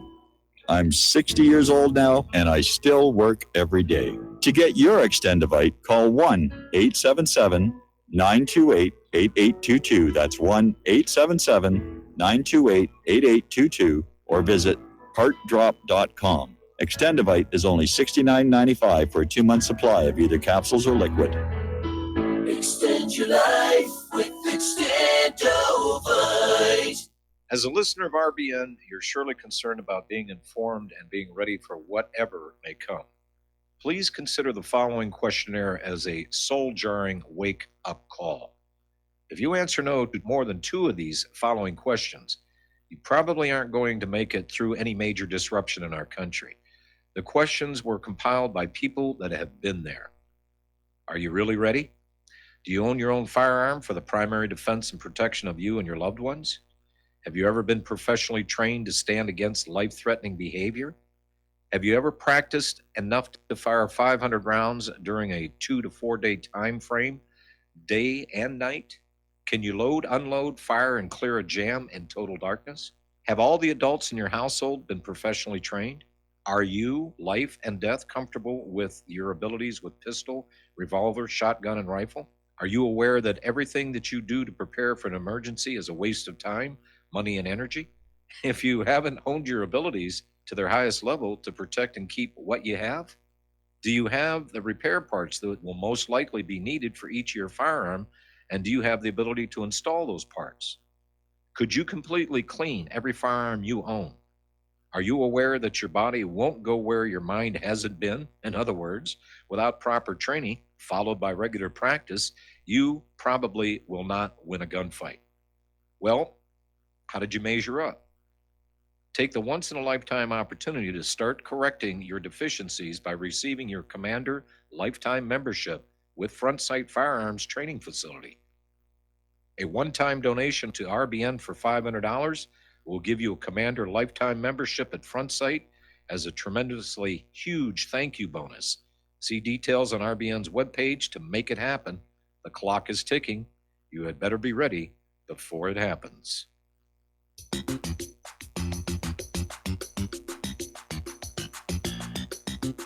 Welcome to What Really Happened Radio. Visit us online at whatreallyhappened.com. And now, set your eyes on the future and let's consider what really happened. And aloha, America. Welcome back to the show. And we've closed the phone lines for a while. We may reopen them in the 3rd hour, but I'm just so far behind them with talking points. So we're looking at what's going on in the various war theaters around the world. And as you know, there is a growing tension, if you will, over China having built up artificially these islands in the South China Sea, and it's called the South China Sea for a reason. And the U.S. is accusing China of militarizing these islands by putting runways on them. Well, runways mean warplanes. Could also mean transport planes, passenger planes. Who the heck really knows here? But apparently, the people who are seriously thinking about an eventual war with China are saying those islands are going to have to be taken. And Lieutenant General Kenneth F. McKenzie, Jr., came on out literally saying that taking down islands in the Western Pacific is a core competency. Now, maybe he's been watching a few too many World War II, War in the Pacific movies because it wasn't all that easy to do. And in point of fact, they never really finished the island hopping campaign because they dropped the bombs on Hiroshima and Nagasaki. But this guy is already out there talking tough, saying, yes, we can take down these islands here. I'd be a little cautious about talking tough right now because as it turns out, the Navy's brand new aircraft carrier, the USS the USS Gerald R. Ford, has yet another major drivetrain problem. This one apparently with the ship's turbines that take the steam being generated by the nuclear reactors and turning it into rotations for the shaft. So on its way back to dry dock, and they're talking huge amounts of money to fix this ship, which already experts are saying has got so many problems that it may never actually be able to work in a real combat situation. But boy, it sure looks good in parades. And we're about to have one here in Hawaii because the U.S. Navy's just announced RIMPAC for this year. It's held every 2 years here in and around Hawaii. It's going to run from June 27th to August 2nd. And most of it will be here in Hawaii. Some of it will be off the coast of Southern California near San Diego.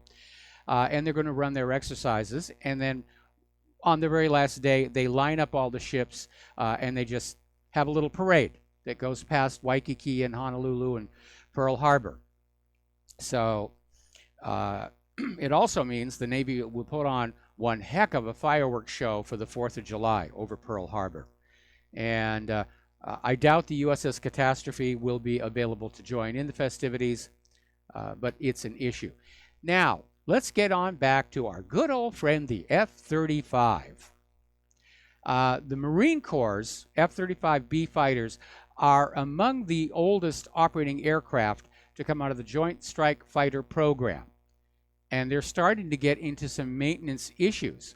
A lot of these planes are just having to sit gathering dust because they can't get repair parts. Ground crews like to call them hangar queens. You know, they just stay in the hangar all the time, and maybe every once in a while they'll tow the plane out and then tow it back so the airplane doesn't start feeling too bad about itself. But apparently a big part of the problem is that along with the aircraft itself, they developed a new logistics maintenance system based on software that supposedly uses telemetry sent from the F-35 itself to decide what parts need to be ordered. And right now, the entire system is running years behind.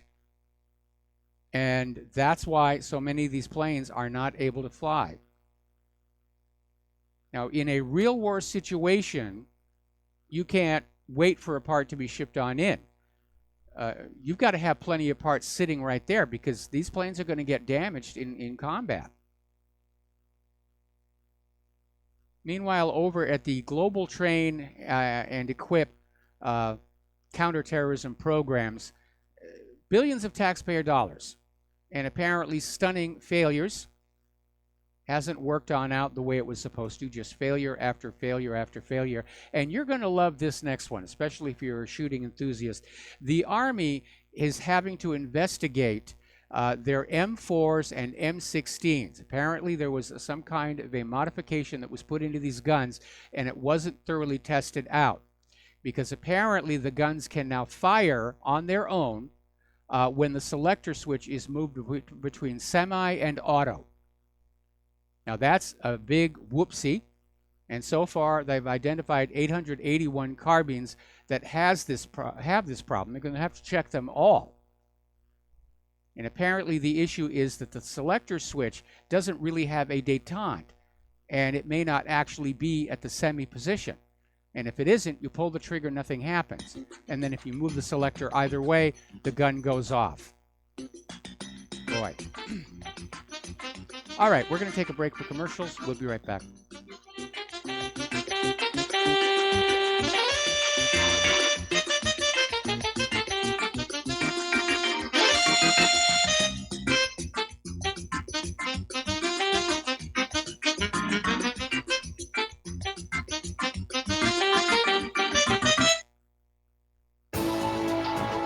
You are tuned in to the Republic Broadcasting Network. Visit our website by going to republicbroadcasting.org.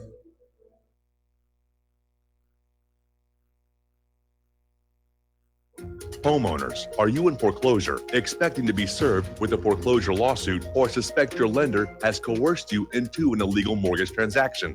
A huge number of mortgages made in the last 10 years have legal issues and are possibly defective. State laws and the U.S. Supreme Court have upheld that defective mortgage documents are grounds for foreclosure defense and for counterclaims in favor of the homeowner. If your mortgage has been sold or assigned since closing the loan, it may be defective and you may be paying the wrong party, and the lender may not have standing or the right to foreclose or collect payments under the law. If you would like to know if your mortgage is legal or not, or know if you are paying the right party, we can help. Our initial consultations are free of charge. We are not attorneys. We are legal researchers and work closely with experienced lawyers who know how to help you find the evidence to help you keep your home. Call toll free 1-855-2-KEEP-IT. That's 1-855-2-KEEP-IT today.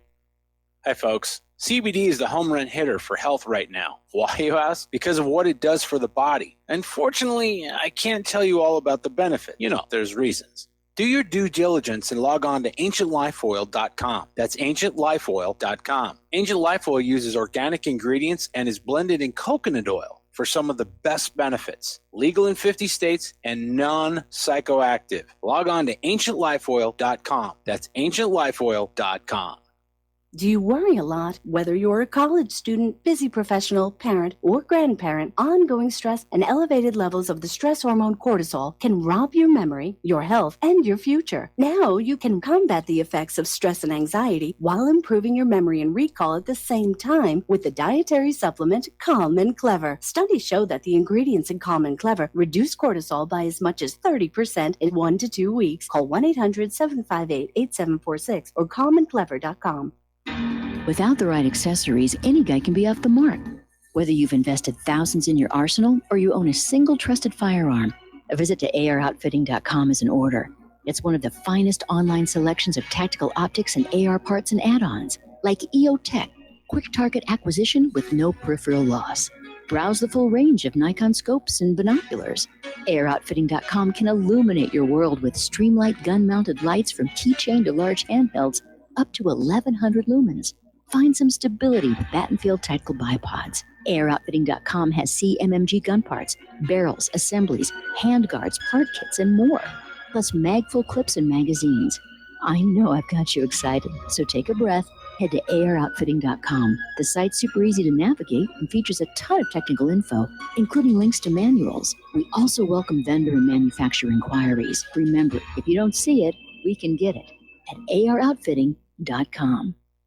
Some are maxed out all their credit cards. Some are working 2 jobs and living in cars. Minimum wage won't pay for a roof, won't pay for a drink. If you gotta have proof, just try it yourself, Mr. CEO. See how far $5.15 an hour will go. Take a part-time job at one of your stores. I bet you can't make it here anymore. And aloha, America. Welcome back to our show here. If there's one thing that can be guaranteed to be forever, it is that anybody connected with military anywhere always has their hand out for more money. We need to have more troops in Europe to deter Russia. We need a bigger tank. We need more airplanes. We need more rockets. We're after 18 years of war, we're running out of stuff. We need more of your money. And if you remember the original Cold War, which so far this kind of qualifies as a repeat of, all that money went into all those weapons, which ultimately wound up not really doing anything. The threatened invasion by Russia never happened. By the Soviet Union, I should say. The Chinese didn't pour over our western shores. It was all booga booga to get money for the military-industrial complex, as Eisenhower warned us. Well, the latest bag, and what's really kind of interesting is this is coming out of Defense News. And even they are saying this appears to just be another attempt to grab a larger piece of the defense budget. And the gist of the article is that despite the vast sums of money spent on the military by the United States, defense and aerospace companies are claiming they're at risk of falling behind other nations like Russia and China. And so we got to have more money. But the article goes on to say that the issue isn't really the money, because these defense contractors are getting plenty of money. It's just that apparently for the last 2 decades, these companies are spending less on research and development than nearly every other industry. They just take the money and have the parties and support their various pet Congress critters. And that may be one of the reasons why so many of these weapons systems are performing so poorly. They're just slapdash thrown together. If you're looking at what happened at the USS Catastrophe, clearly those are engineering failures. They should not have even gone to metal before the designs were checked. That's what good engineering is all about. And yes, in every large project there are going to be unforeseen problems, but there do seem to be a lot in America's current weapons.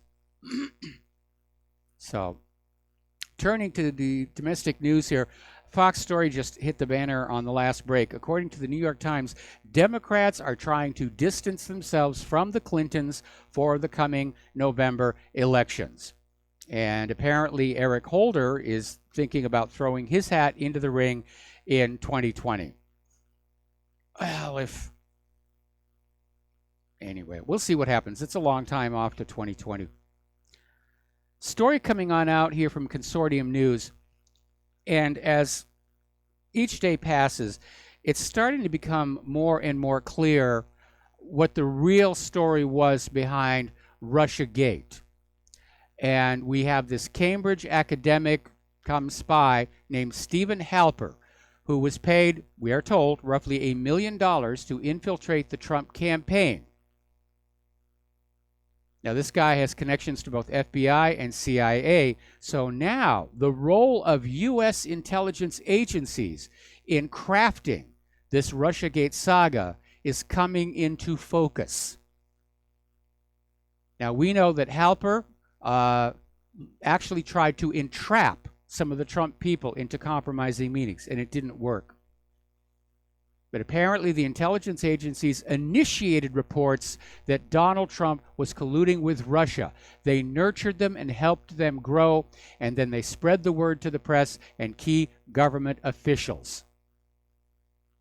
At one point, it's been reported, they tried to use those reports to force Trump to step down prior to his inauguration. I'll bet that was a wake-up call.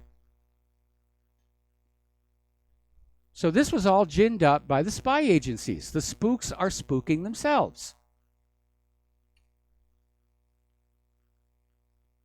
Now, the Russia probe to date has cost taxpayers $17 million since the appointment of Robert Mueller. And they got some indictments on procedural grounds. He indicted some Russians who want their day in court, and Mueller's already stalling on that, which tells us he doesn't really have anything behind the indictment. And the latest word we're getting now is that Lindsey Graham is calling on Rosenstein to recuse from the Mueller case. Now, we're hearing rumors, they're still unconfirmed, but rumors of an impending indictment against Andrew McCabe. And it looks to me like potential witnesses are being lined up and offered deals. Story coming out of Zero Hedge. Comey grilled as Feds seriously consider charging McCabe in criminal referral. And basically the issue is, did Andrew McCabe break the law when he lied to federal agents? Well, if he was under oath, certainly.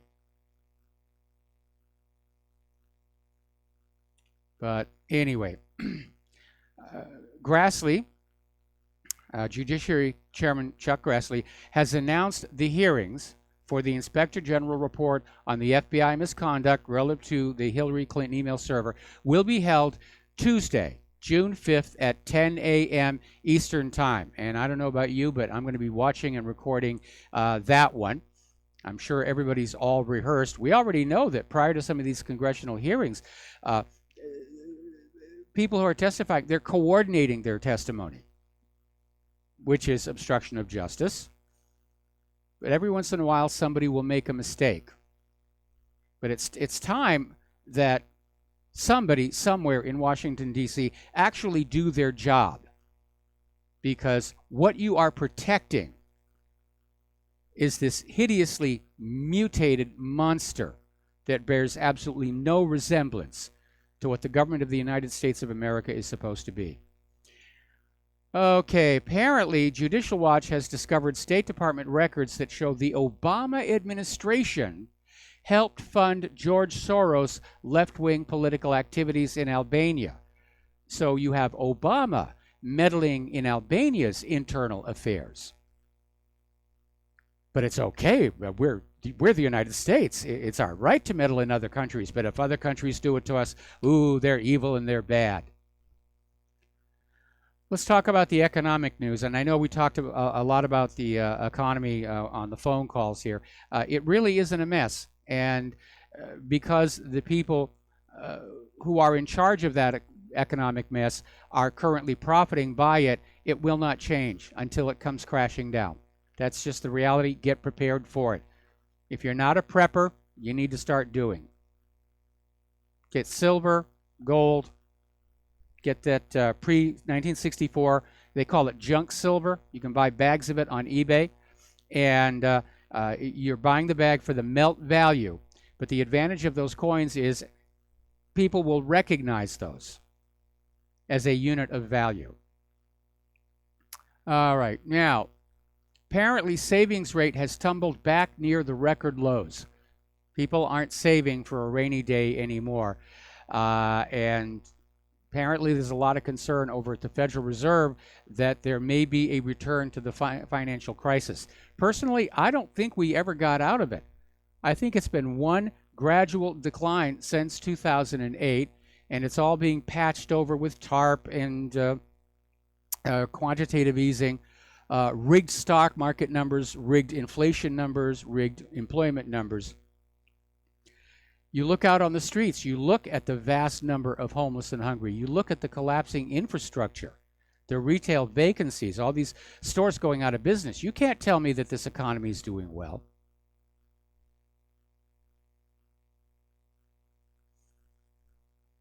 And to add fuel to the fire, Trump is out there with his tariff war, and the countries that are angered by all this are threatening to tariff back. Basically, Trump has started trade wars with China, the European Union, Canada, and Mexico. Basically covered the compass style. Now, who do tariffs really hurt? They hurt the consumers of the involved countries who have to pay steeper prices for products at a time when most people can't afford to pay more for what they're buying, which could in turn actually lead to a decline in sales. So the European Union is threatening to tax Harley-Davidson motorcycles and Kentucky bourbon. China is blasting U.S. protectionism over steel tariffs as Juncker welcomes the Chinese foreign minister to Brussels. So we may be seeing the EU start to pull away from the U.S. and pivot toward China for economic reasons. But the Trump administration announced a 25% tariff on steel imports and 11% tariff on aluminum imports. That's going to affect the airline industry, beer cans, buildings. And despite discussions of this earlier in the week, Trump has not chosen to accept Canada and the European Union. And this has made a lot of people very angry. Now, part of the problem is that Trump is waffling. And this is angering people who are saying, we thought we had this deal, and then all of a sudden it's gone. And that also is going to make negotiations in Korea a bit trickier. But Canada is imposing billions of dollars worth of countermeasures. Mexico put duties on food, steel, and the European Union is vowing its own retaliation. And I saw on Fox News they had a list of some of the things that are now going to be more expensive for you to buy because of the trade wars here. Let's see. Canada is proposing to impose tariffs on American products including steel, yogurt, coffee, maple syrup, which is kind of weird. Why would anybody in Canada buy U.S. maple syrup? Pizza, aftershave, kitchenware, toilet paper, mattresses, pens, boats, and kegs. And they're testing our tsunami/incoming missile siren out the window. The European Union has gone over and filed a case with the World Trade Organization against Donald Trump in retaliation for the steel tariffs. So this is going to get ugly. This is going to push important allies away from us. And what's going on over there, and this is coming from SCMP.com, there appears to be a war inside Trump's trade team. They're not all on the same paper. And they're arguing back and forth, and they're trying to influence the boss to their particular point of view. And that's why the trade policy is so chaotic. And the same mechanism is probably why we're seeing our foreign policy so chaotic. Donald Trump, as president, was supposed to come into the Oval Office with his policies on these various issues and then bring aboard advisors who were basically towing the same line. And they may have corrections and adjustments. But Trump has surrounded himself with people who are just polar opposites on these issues. And he's getting dragged back and forth. And it does make him look like a weak leader. And worse, all this confusion is causing a lot of angst around the world, various markets here. Now, investor Jim Rogers is out there predicting that the U.S. dollar will lose its status as a global currency by 2030. Actually, it's lost most of that already. And he says Iran is building an alternative. So is China. So is BRICS. People do not want to be under the hegemonic domination of the U.S. dollar anymore. And the U.S. wants to return to Bretton Woods. That's one of the reasons for all these wars. So let's talk about oil. Already there's talk about more sanctions on Iran oil. That'll push up oil prices. And in answer to that caller who asked me earlier today, right now we're paying about $3.90 a gallon at the pump. And it's a little bit more than the mainland. We actually have our own refinery here on the island of Oahu. It's over there on the southwest. But everyone's expecting oil prices to go up between a shortage created by an embargo on Iran. The summer always grab more money, summer travel season here. But if you really look at it, Russia and the Saudis are really able to call the shots here because Russia exports a huge amount of oil, so does Saudi Arabia. Now, the U.S. does export oil, but they're operating by themselves. If Russia and Saudi Arabia decide to align together, they can set the price of the oil. And this would be a perfect opportunity for them to retaliate against all the damage both those countries suffered from that earlier attempt at an oil price war initiated by the United States that backfired rather horribly. Because unlike Russia, the U.S. economy is not resilient. We are very heavily dependent on the oil revenues. So, getting back to the retail apocalypse, sales at Sears have fallen for 26 quarters in a row. More stores are closing, and they're saying, is it the end of the line for Sears? And I'm hearing a lot of people say that. And again, it's another iconic American retailer that has fallen victim to this wartime economy. And I remember when I was a kid, back when I was a kid, Sears was starting to open brick and mortar stores, but much of their business was still that mail order catalog. And oh boy, every year we waited to see that catalog and all the wonderful things that were in there. Send in an order and just camp out at the post office, waiting for that package to arrive here. Well, those days are gone, and the consumer economy is in free fall. They won't be the last to go. They absolutely will not. At some point, there's going to be an invisible line crossed where people are going to have one too many nearby convenience store close, and they're going to blink their eyes open and realize it's just a void out there. And they're finding they're going to have to drive further and further to get basic necessities. We're going to take a break for commercials. We'll be right back after these few words.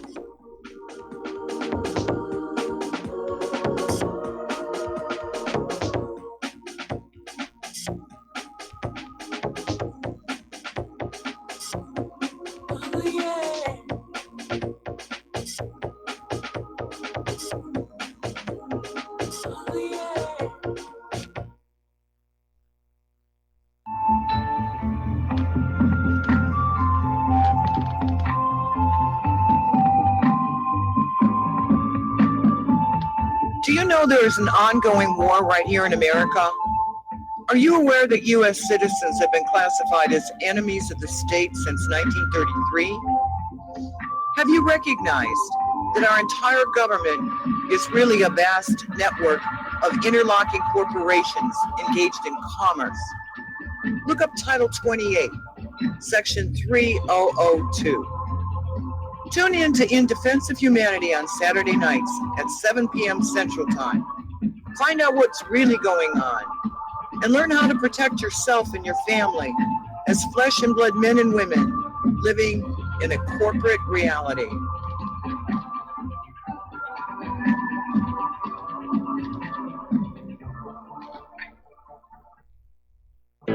Many people tell us about their experience with Extendivite. Just listen to what Glenn has to say. Prior to taking it, I had diabetic neuropathy. The Extendivite reduced that significantly. Acid reflux was reduced.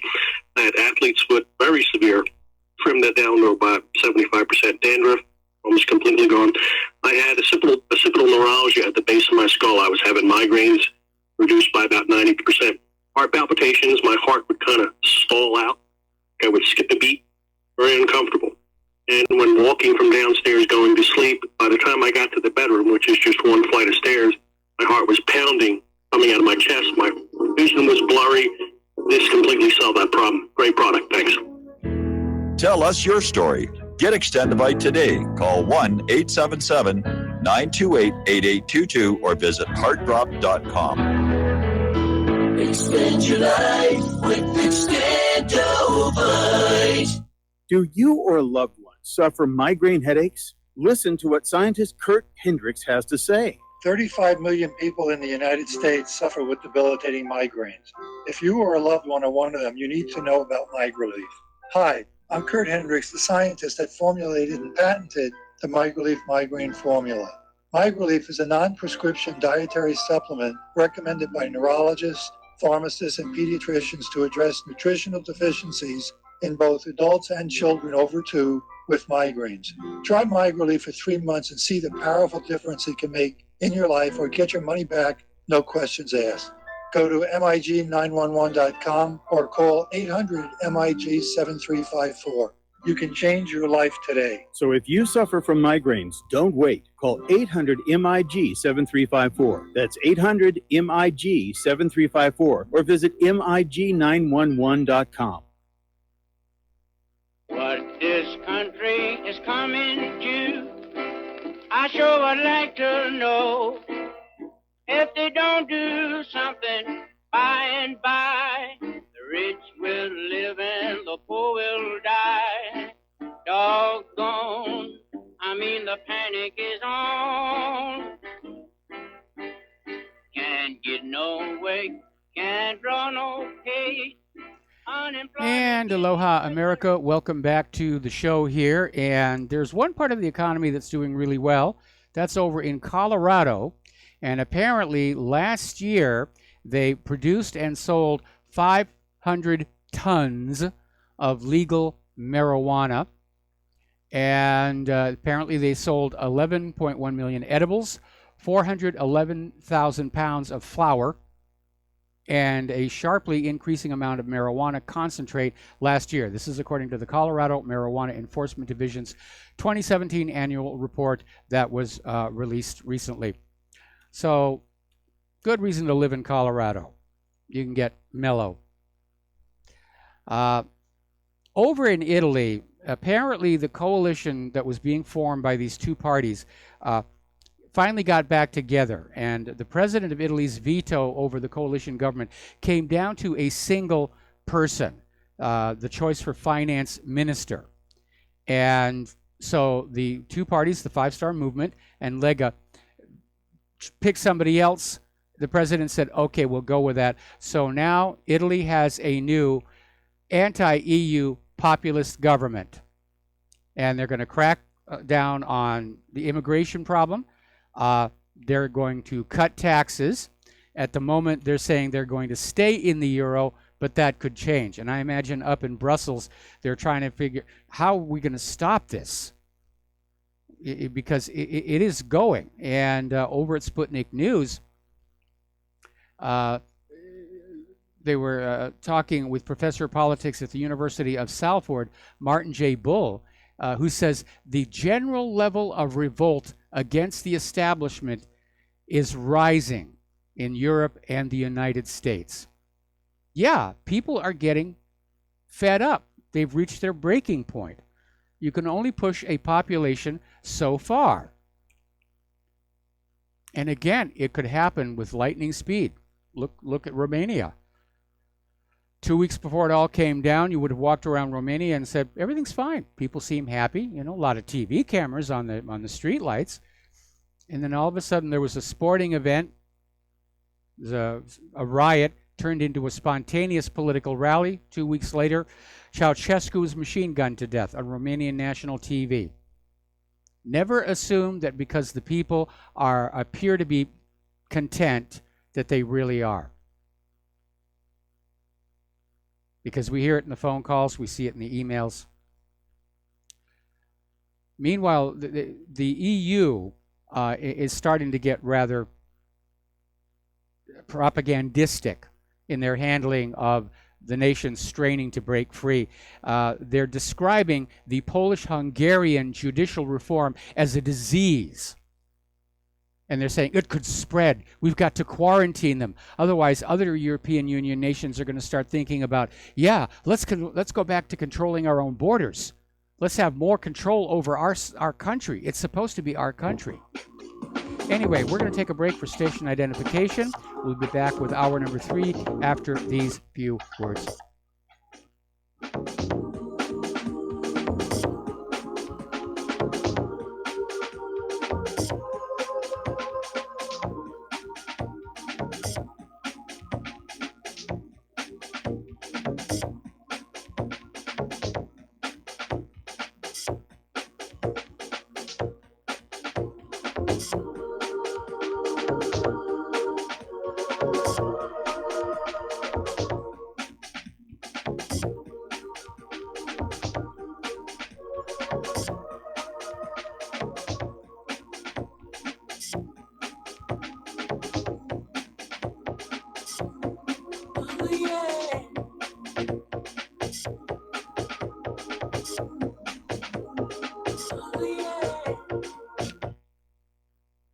Homeowners, if your lender has gone out of business or sold your transaction to another lender or servicer, you may be the victim of a wrongful foreclosure, resulting in the loss of your home. If you've already lost your home, are in foreclosure, or even in good standing, you can challenge the mortgage transaction's illegal issue, and your property can be restored to you, and your foreclosure can be stopped or reversed, and the mortgage transaction declared unenforceable. State laws, U.S. title codes, the Uniform Commercial Codes, and U.S. Supreme Court rulings have upheld that defective mortgage documentations can reverse or stop foreclosures and enforce property title claims in favor of the homeowner. We are having successes in stopping the process of foreclosure, the enforcement of the foreclosure judgments, the sale of property, and evictions after the sale. We are not attorneys, and we don't give legal advice. We are a professional team of legal researchers, providing forensic mortgage audits and expert witnesses. We have the knowledge to produce the evidence and enforce laws regarding your legal issues. We've been in business for 12 years without a complaint. Consultations are free, and we provide a free title search to confirm if your mortgage has legal defects. Please call 855-253-3748. 855, 2, keep it today. You're listening to Republic Broadcasting Network, because you can handle the truth.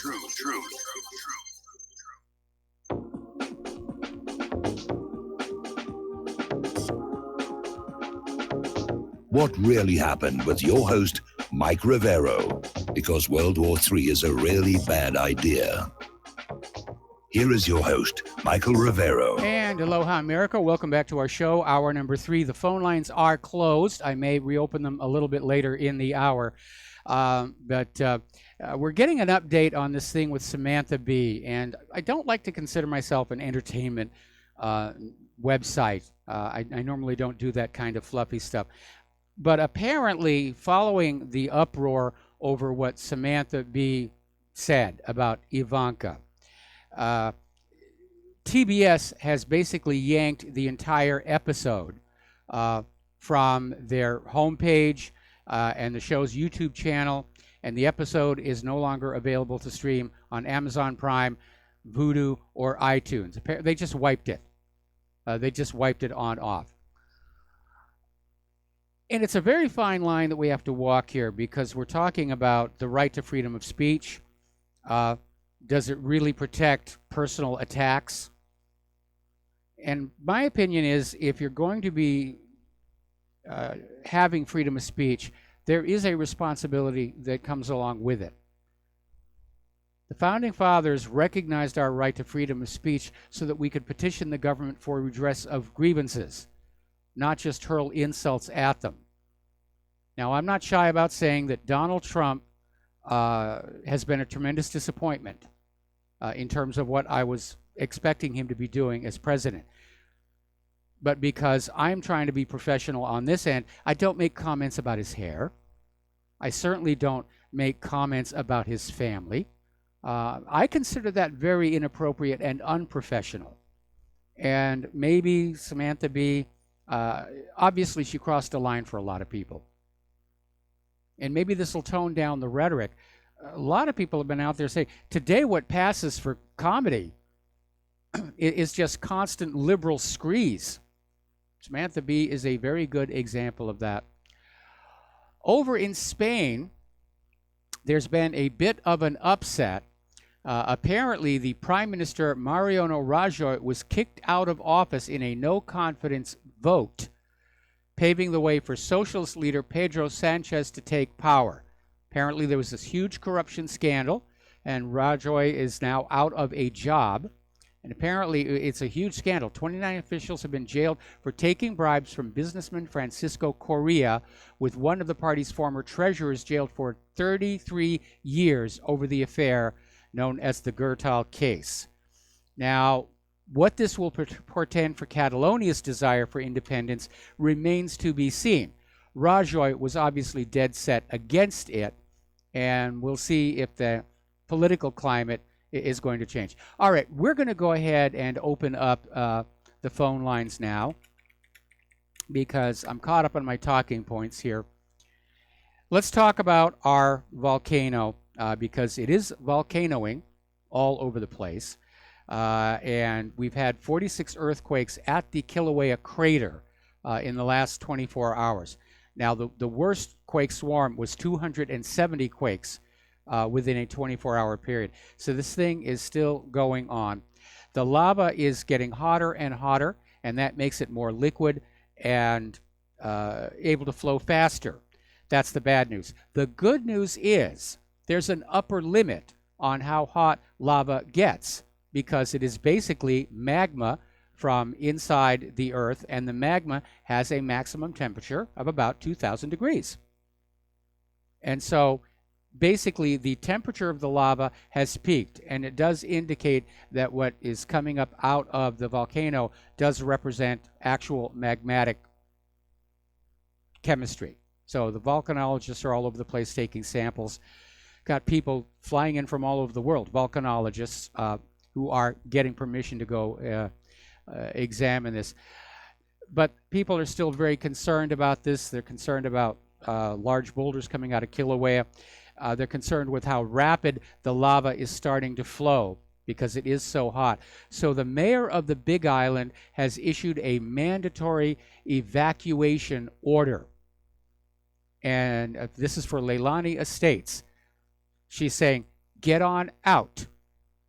If you do not get on out, they are going to send the police house to house. Anybody who's still in their house will be arrested and taken away by force. And they need to get out now because the lava is coming very, very close to blocking the last available escape route. Interestingly enough, the gun grabbers are still out there talking about, oh, Parkland this and Columbine this, and it's a killing spree out there. The actual numbers show something different. The United States is at a 50-year low on gun homicide rates, but because the liberal media keeps playing up these school shooting stories, people are getting the mistaken impression that this is a national scandal and a crisis. No, it isn't. It's a PR campaign to get you to surrender your Second Amendment rights.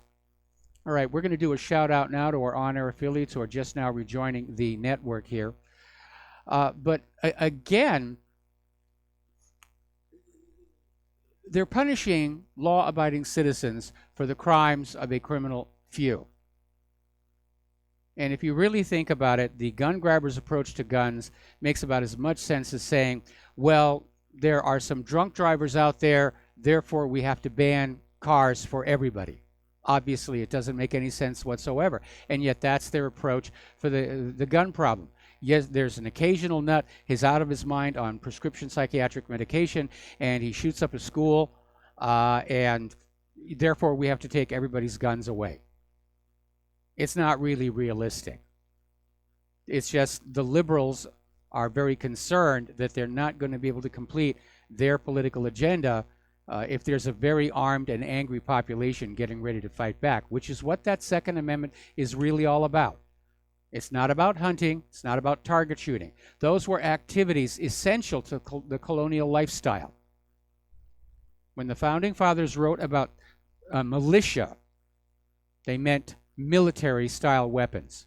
And the Supreme Court has actually upheld that the American people are granted, or rather, the Second Amendment recognizes the right for the American people to carry the same weapons as the uniformed services do in order to deter tyrannical government. All right, let's take a phone call. Mateus in Canada, aloha. Welcome to the show. What's on your mind? Hey, Michael. Hope you and your wife have a good weekend, before I forget to say that. Well, we're still getting into it. You could graph. Yep, still getting into it. I just finished work for the week, so that's my weekend started just now. Hey, you could graph two charts overlapping each other, and you'd see this obvious correlation between degree that the citizens are armed and the degree that they're obviously being abused. And the Palestinians are very, very lightly armed. Yes. And heavily abused. The Canadians are not as well armed as Americans, and we're being screwed around a bit more than you guys. Like, we pay higher taxes and higher gas, and we've got more censorship on speech. You guys are better armed. You've got a bit more freedoms. Switzerland, or Sweden or Switzerland, one of those two, is more armed, and their governments are less abusive. So it's a complete associated graph. Oh yeah, that's been well documented, along with the fact that if you look at the relationship between private ownership of firearms and crime, you will see that the more armed the law-abiding population is, the less crime there is likely to be. That was illustrated in Kennesaw, Georgia, which I think about 8-9 years ago passed a city ordinance requiring every single home to have a firearm in good working order, and crime dropped by 88%. And you contrast that with places like Chicago, which are held up as the model for gun control, and the murder rates are just right through the roof. Yeah, that's a good teaching example of that when that law was passed. Yeah, on a different topic, I'm going to give credit to David Icke for this idea. He is pointing out that if you have a McDonald's head office in one continent, say, and then they put out a special, that all the different countries with McDonald's in them, they all have the same special go up at the same time. And that's because there is central control. And now, now when you look at all these international policies going on that all come out by huge coincidence at the same time, for example, open borders, promoting GMO, banning the labeling of it, promoting vaccines and suppressing information about possible risks, pro-gay, anti-white male, pro-abortion, disarm population, political correctness insanity, and on and on and on. These things are coming out at the same time, and all these different races and religions and cultural backgrounds and different economic standards and everything, but yet there's this consistency. And for me, according like David Icke's theory, and I agree, I think that's because there is a lot of central control. This deep state, it's more than just a deep state. It's like there's a deep state global level. And well, let me back you up here a little bit. I believe it is an illusion to think there is a single central control. There are competing agendas. We know that the open borders agenda and refugees agenda is pushed by the New World Order globalists. They're financed by George Soros. And obviously, for what they're doing to work, they have to be working all over the globe. In terms of GMOs, that's Monsanto, also a global corporation that is working to protect its profitability by shutting down criticism of their products. Same thing with pharmaceuticals. If you're looking for a global system of control, you hit it right on the head with McDonald's. It's a large corporation that spans the entire world, and yes, there is a central point of control at McDonald's corporate office that is dictating prices, products, and policies. Well, the same thing also applies to Soros. It applies to Monsanto, and that's where you find these things. A giant multinational banks, any multinational company at all, there's going to be a central point of control. They're not going to be all the same place. They're not all going to line up, but that's the mechanism that you're looking at. Okay, so let me just slightly readjust the way that my perspective on that. I think I agree with you. So forget about the idea that it's like one central control. Let's think of it as a handful of powerful competing oligarchies that any one of them can exert multinational simultaneous control in their field. That's much more accurate. Yes. Okay, and I just want to add to that list: banning cash, the robots, the rise of the robots, the way that they're getting into the military so aggressively. And then a good example is the self-driving car legislation. See, you're not allowed to just not have a human drive a car because all of these different countries have laws that say that there has to be an alert, non-drunk, a responsible driver that's of age, et cetera, et cetera. So the laws had to be changed in all these countries to allow these self-driving cars. And that's a process.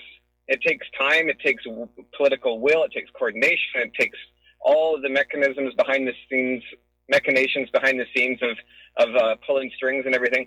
For that to all occur in all these different European countries and Canada and the States and in all these Australia and at the same time, somebody was pulling the strings to get these self-driving cars going.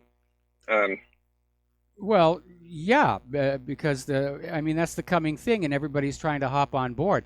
I don't know that the self-driving car industry is cohesive enough to have a central point of control, but there are multiple companies that are competing for that business, and and it may be that the problems that Tesla has been having are actually corporate sabotage by a rival company. Corporate espionage makes national espionage look very, very tame. There's much more corporate espionage going on than spying by governments on each other, and that's something most people don't really understand. Well, let's give it a chance that there could be one level up on the self-driving car agenda, one level above the actual industry itself. The political, globalist political level that wants the populations of the world to lose their independence for travel, to lose their ability to go on strike and shut down the roads of the trucker strike, lose the ability to just have self-determination with our physical location. Wouldn't these control freak New World Order dreamers love it if they could just push a button and stop all of the traffic, that would cause a tremendous amount of disruption, and then people would start selling their self-driving cars. But actually, the globalists want cars to go away completely. They want us all on public transportation. That was in Agenda 21, which is now Agenda 30. It's why we've got this literal train wreck of a light rail system down here at the bottom of the hill. So we have here a classic case of two competing agendas. Because the globalists want us on mass transit, the people developing the self-driving cars, they want money, and they think that people are going to look at self-driving cars as cool and hip and trendy. The problem is the technology, like so much else in our society, has been rushed to market without really being made sure it's going to work, and that's why we've had these accidents with so many of these cars here. Okay. Okay, last thing with self-driving cars is that the self-driving cars is just a transition to federal pod infrastructure mass transportation. They're going to let us own our own self-driving pod, but then it's going to be no, your pod has to be on a chain, and then it's going to be you can't own your own pod. They're just all showing up at your door when you need them, kind of thing. So this is That's to already trick us happening. into giving up. That's already happening. We were talking about that the other day. The days of buying a car and owning it outright are rapidly going away. And we all, of course, know about leasing. Leasing is very, very popular. But the newest thing is called subscription. And apparently, it's really taking off among people who can afford this, where they're paying a subscription payment, about $2,000 a month, to a local car dealership, and they're allowed to basically just go and get any particular car they feel like driving that day. Up to 18 times a year, they can switch the car. And so they're already getting to the situation of you not owning anything at all. You'll spend your life renting or paying subscriptions. There are even places in New York City where you rent clothes now. The idea of ordinary people like you and I actually owning things is being driven out of our society. Well, prisoners and slaves and serfs and plantation workers, they don't own anything. True. Anyways, have a good weekend. I'll let you go with that. Thank you very much. All right. Thanks an awful lot. We're going to switch over to Stephen in Oregon. Aloha, Stephen. Thank you for waiting so patiently. What's on your mind? Yes. Hello, Michael. Aloha. Aloha. I'd like to Aloha. I'd like to talk to you about the lovely people who brought us Agent Orange. Yes. You're talking about robotics. You're talking about robotics and cars and Monsanto. I've just come across an article where there are many startups where there are autonomous robots that are pest control that will stop the spraying of Monsanto's herbicide. And I'm wondering if you think that Monsanto will buy out all these companies so it can keep spraying. They might. They might. Now, the one article I saw, it's an autonomous robot that crawls across your lawn or garden, and it's able to optically identify a weed, and it will dispense a very small amount of weed killer onto that weed. which means overall much less weed killers being used. Obviously, this is a threat to Monsanto's profitability, and because the weed targeting is selective, it's also a threat to the whole concept of Roundup and being Roundup ready, where you use this glyphosate on your garden and only the bad plants will die. So that will no longer be necessary. So what Monsanto's going to do, we don't know. They might try and buy a patent from the first company that gets this thing working and then sue all the other companies for patent infringement. Things can get very dirty in the business world. Yes, they can. I just wondered, there could be, autonomous drones that can take out the individual bugs. I'm wondering what you think about that, too. Okay, I'll think about it. Anyway, thank you for the phone call. We're going to let you go. The phone lines are now open, and we will be right back.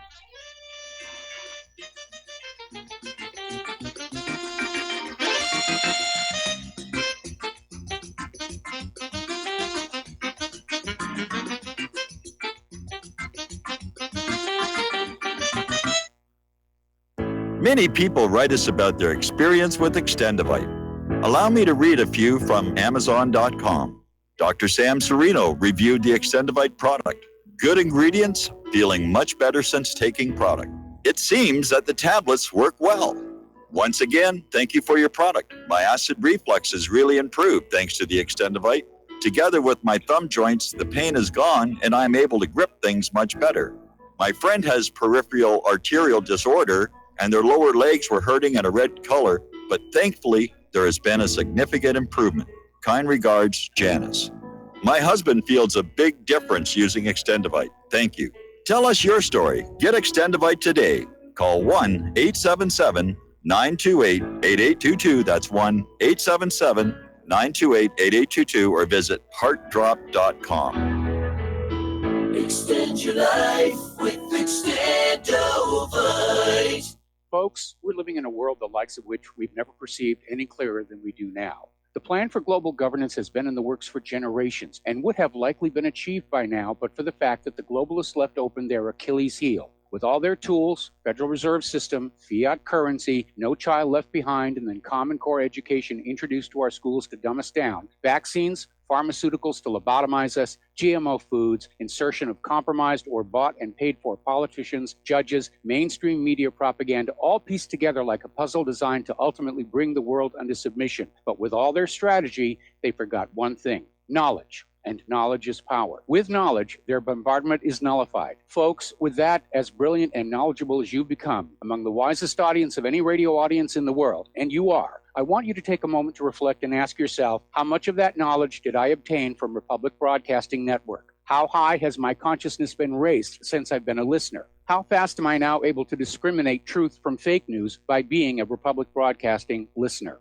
How clear am I now able to see the world since I've been listening to RBN? Ask yourselves those questions, folks. Then ask yourself, what is that knowledge worth to me? Like my morning coffee, how would I survive without it? A voice of truth in a sea of lies. Do we not all need to make sure it survives? Like public broadcasting, we are now finding we can only survive with listener support. Censorship, advertisers being attacked, truth itself being attacked. It's the only way through this. We at Republic Broadcasting humbly ask you to become a supporter. Look at your budget and make a determination of what Republic Broadcasting is worth to you and what you can afford on a monthly basis. Go to republicbroadcasting.org and pledge 20, 30, 40, 50, if possible, 100 a month or more if it's affordable. Click the donate button and become a regular monthly donor. Assure both us and yourself that Republic Broadcasting truth will continue to flow like that morning coffee. The network thanks you. If you got the money, honey, we got the bombs. We'll plant them anywhere you like and blow up anyone. Whip this world into a frenzy, killing babies, dads, and moms. If you got the money, honey, we got the bombs. If you got the money, well, we won't say we did. And aloha, America. Welcome back to the show here. And I think we're getting a clue as to what the Democrats are going to be counting on for the November election. They're already out there playing the LGBT LGBT card, and all of a sudden there's a big stink rising up where, again, we're seeing more of these LGBT people intentionally going into bakeries owned by Christians to confront them and say, bake me a cake with an anatomically accurate thing on it. And the baker will say no and gets hit with a lawsuit. And these people are being cheered on by the same liberals who insist that Facebook and YouTube and Google are not required to carry all traffic equally, because after all, they're just private businesses and they can reserve the right to refuse service to any customer. Well, that should also apply to the bakers. But in the logic of liberals, meaning no logic whatsoever, they're out there pushing it. And apparently it's becoming newsworthy again because there have been so many problems with the issue of the transgender bathrooms and men going in to use the women's room and upsetting the women inside there. Some states are apparently already starting to scale back some of those special regulations that were there to protect the LGBT community and say they have rights. They have rights to go into the women's room here. No, actually they don't. And so this has sparked a huge discussion, demonstration, protests all across the country where the LGBT people want more legal protections. They want to be guaranteed that they can go into a Christian bakery and get a cake of their choice. It's their right. I have rights, don't you know? You have rights, but did you ever think maybe having common sense might work better? I'm sure there are LGBT bakers. They're probably very, very good. Why not go to them? All right, we're going to take a phone call. Steve Elkins. Aloha, Steve. Welcome to the show. What's on your mind? Well, you talked about, Mike, the economy and buying automobiles and how they're, they talk about the sale, but they don't talk about the repossession of these autos. So there's an auto loan bubble to talk about also. But I wanted to pass on to your listeners a very important fact. This is a deceptive practice by the auto industry, those in sales, and I found it out. I have a resource on it. I'll have to pull it up. I had an article that states that, and it's all legal, like at least it is in the state of Indiana, it was. But whenever you talk business with any of these auto people about buying a car, whether it's a new car or a used car, never, I repeat, never actually do any talking among yourselves in one of their closed rooms, because the room is bugged. They are listening to your conversation. They know how much money you have to work with. They know what you can afford, and they are listening. And it's all legal. Like they say, it's because they're protecting their interest. So if you do any negotiating with you and your wife, whatever, on a car, do not do it on the premises. Do not do it in an office, because they'll give you an office, so we'll give you some privacy. But they're listening in on your conversation. It's bugged.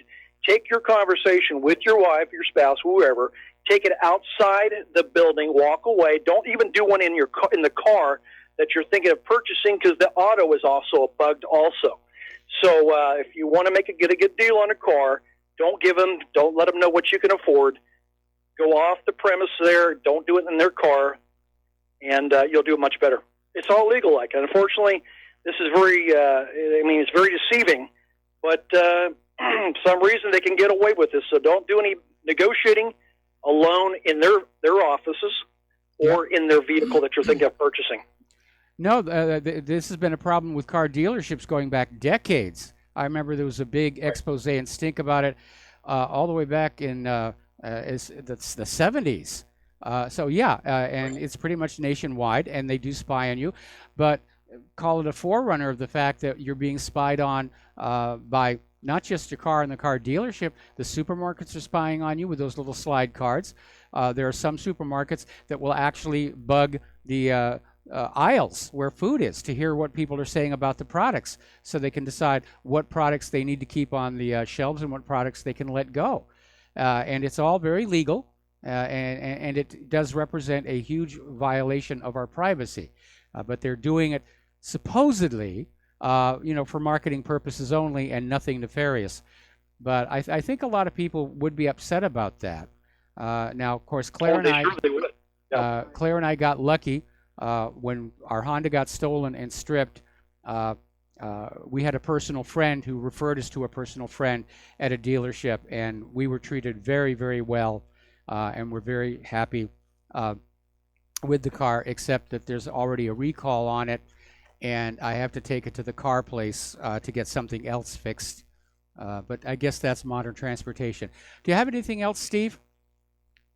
No, that's it. I just want to pass that on. This is summer's coming up. People may be thinking about buying a new car. I just don't want them to get gypped. Do your business off the premises and never in their own their rooms. You absolutely got it. All right. Well, Steve, thank you for the phone call. We're going to take another break for commercials. The phone lines are open, 800-313-9443, and we will be right back.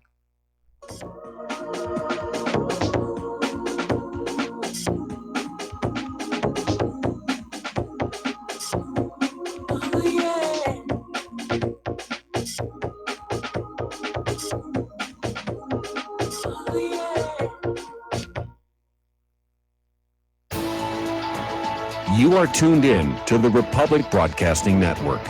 Visit our website by going to republicbroadcasting.org.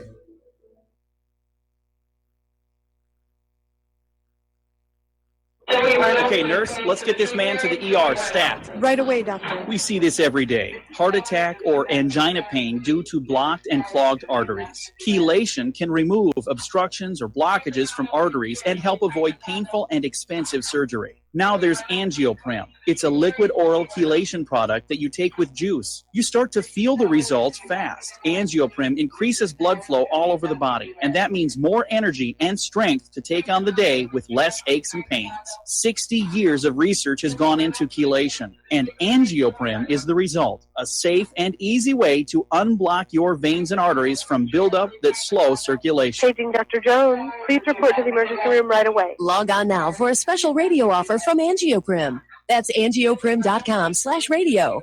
ANGIOPRIM. Angioprim.com/radio or call 877-882-7221. That's 877-882-7221. This is too good to be true, except this time it is real. 100%. No joke.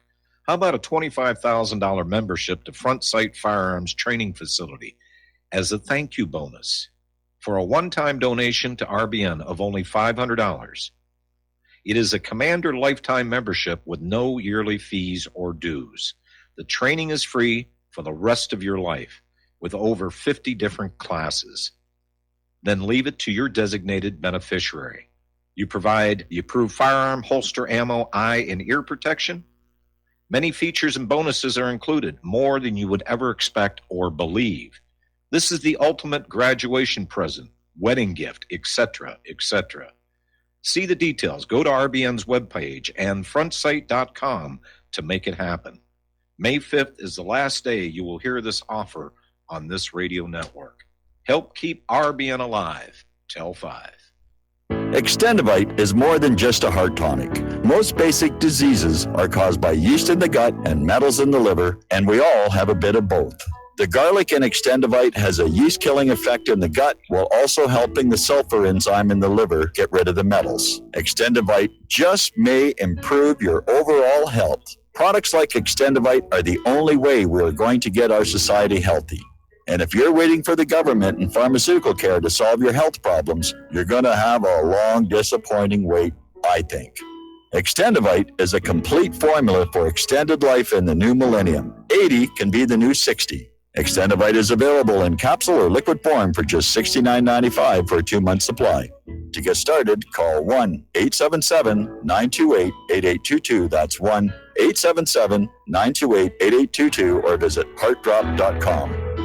Extend your life with Extendovite.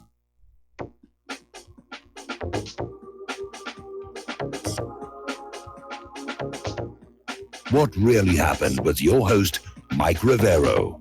You're listening to the Republic Broadcasting Network. Here is your host, Michael Rivero. And aloha, America. Welcome back to our show here. Over in Denver, Colorado, this last Memorial Day weekend, this family wanted to teach their children about entrepreneurial activity and charity. And so over the Memorial Day weekend, they set up a lemonade stand on the front lawn. and the kids were selling lemonade, and they had picked a charity they were going to donate most of the money to. And that's when the cops showed up and literally threatened to arrest these kids for selling lemonade without a permit. I mean, that really is ridiculous. Now, when I grew up, lemonade stands were very common in the summer. I ran one myself in front of my Aunt Mary's place. You didn't need a permit. You needed water, lemons, sugar, and ice cubes and cups. That was it. And now we have a government structure that is so overreaching that everything you do requires a permit of some kind. And that's not freedom, because those permits cost money. Basically, the government wants a piece of the action of the lemonade sales. Over on Twitter, they're launching their war against the Second Amendment. Apparently, there's this Twitter user, Caitlin Bennett, and she has this photo on her account featuring two pistols, and Twitter has taken down the photo and given her a 12-hour ban. Now, she wasn't threatening anybody with the guns. They're just posed with her. But Twitter, once again, is showing its liberal bias. It's part of the problem. I don't even use Twitter anymore. I've completely abandoned it. I'm not going to waste my time here. I'm not the only one. Very interesting and revealing story from the Daily Mail in Great Britain. Teenagers are abandoning Facebook. Apparently, just 51% of 13 to 17-year-olds are still using the networking site. So people go online because they want to express themselves, not get hijacked for the official story. And apparently something else Facebook is starting to toy with is literally inserting state-approved news into your personal feeds. So, over in Europe, they had a little bit of a whoopsie, and it's another reminder why the cashless society is such a bad idea. Apparently, the visa system crashed all across Europe, and it stopped all card transactions from working. This seems to happen a lot. Happened to Claire and I. Where was it? We fast food restaurant about a week ago. They had a big sign out front, cash only. Our computers are down.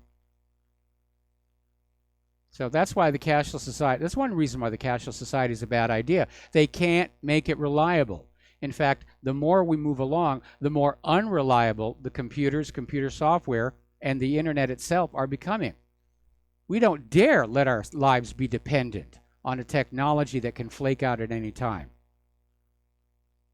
Little bit of good news coming from London. Ecuador's president has said that Julian Assange may remain at the embassy. There are some conditions.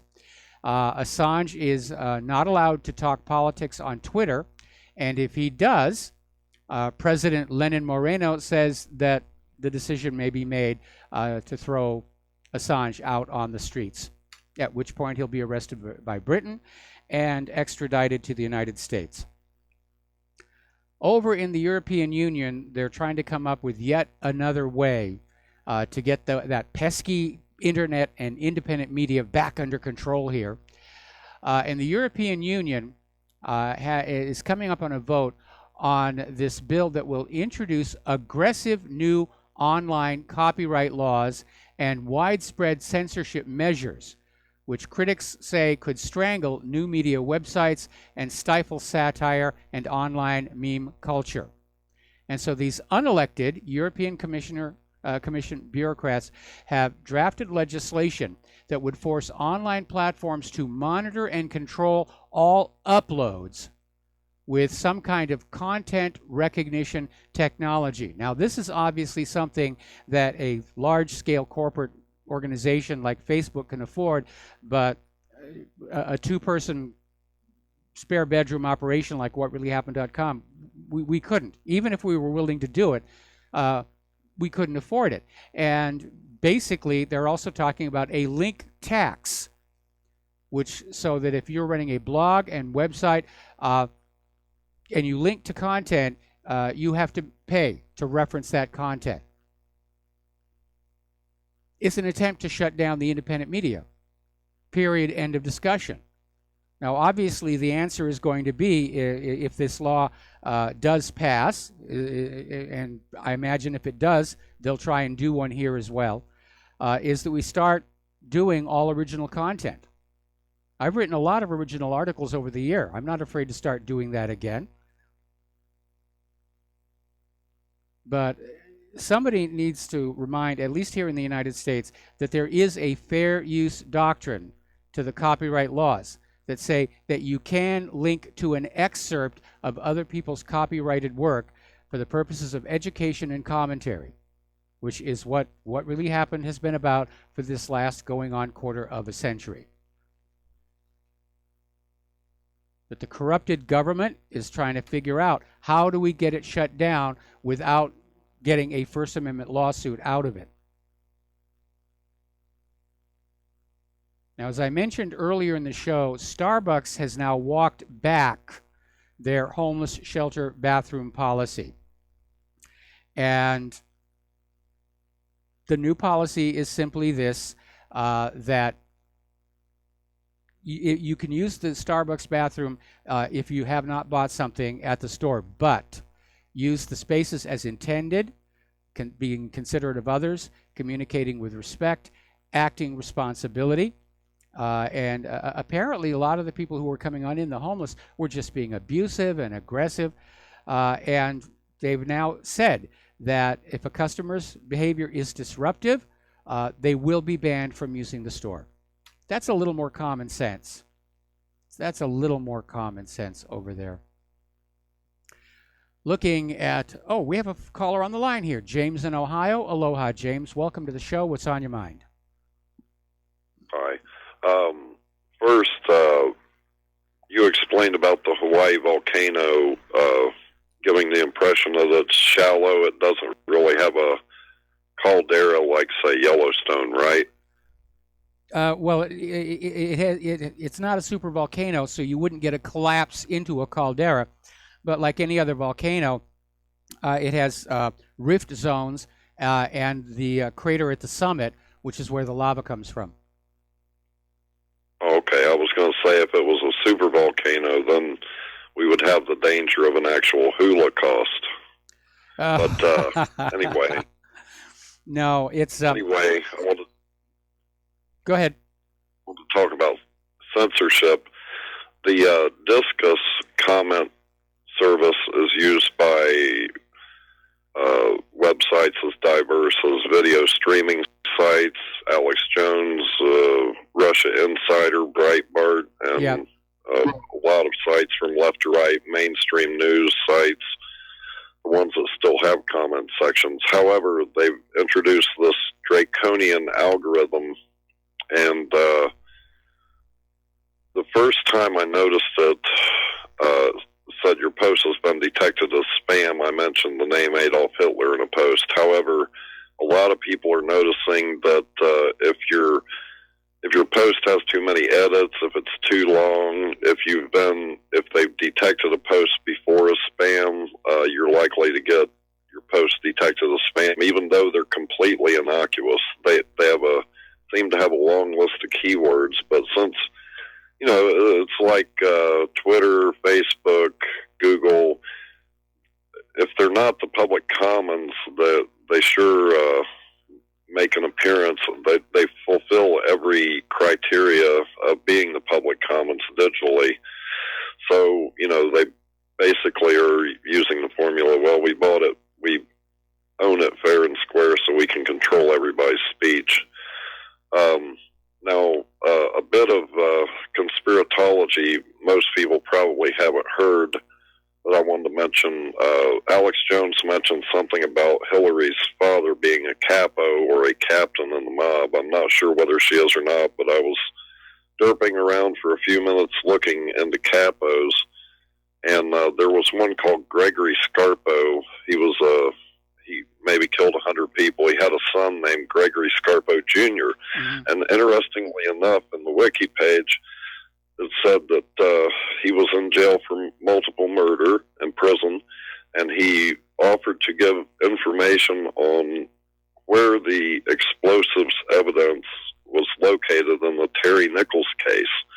And they offered to cut 10 years off of his sentence if he told them where. So he told them, they went and found it, and then they double-crossed him and did not take the 10 years off. But what in the heck does a New York mafia gangster know about a supposed right-wing extremist bombing federal buildings, you know? Yep.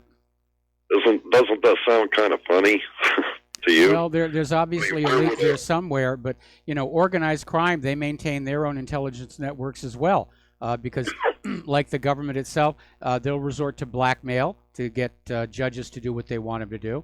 And right now, our entire American society is this giant Gordian knot of mutual corruption and blackmail, and it's strung violin string tight. And the first time a string breaks, it's all going to unravel. Well, this was supposed to be a homebrew bomb made by two people, you know. That's what I'm saying. It sounds more like he accidentally came by some information on a larger scheme, probably by government employees or some other entity, and didn't realize that he was giving out information that came from somewhat the same sources as captors.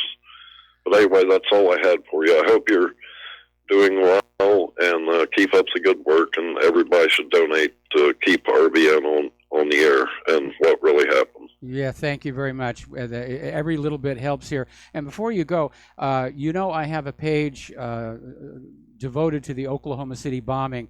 It's in that little gray submenu right at the top of the page. And if you have not read that article, I suggest that you do. Okay. All right. Thank you. All right. Thanks an awful lot for the phone call. We're going to let you go. Right. Okay. Turning to the world of human-caused global warming, and for all of you lovers of the fine life, apparently over in France, they had this freakish, violent hailstorms that wiped out the equivalent of 8 million bottles of grapes and roughly 125 million euros worth of champagne.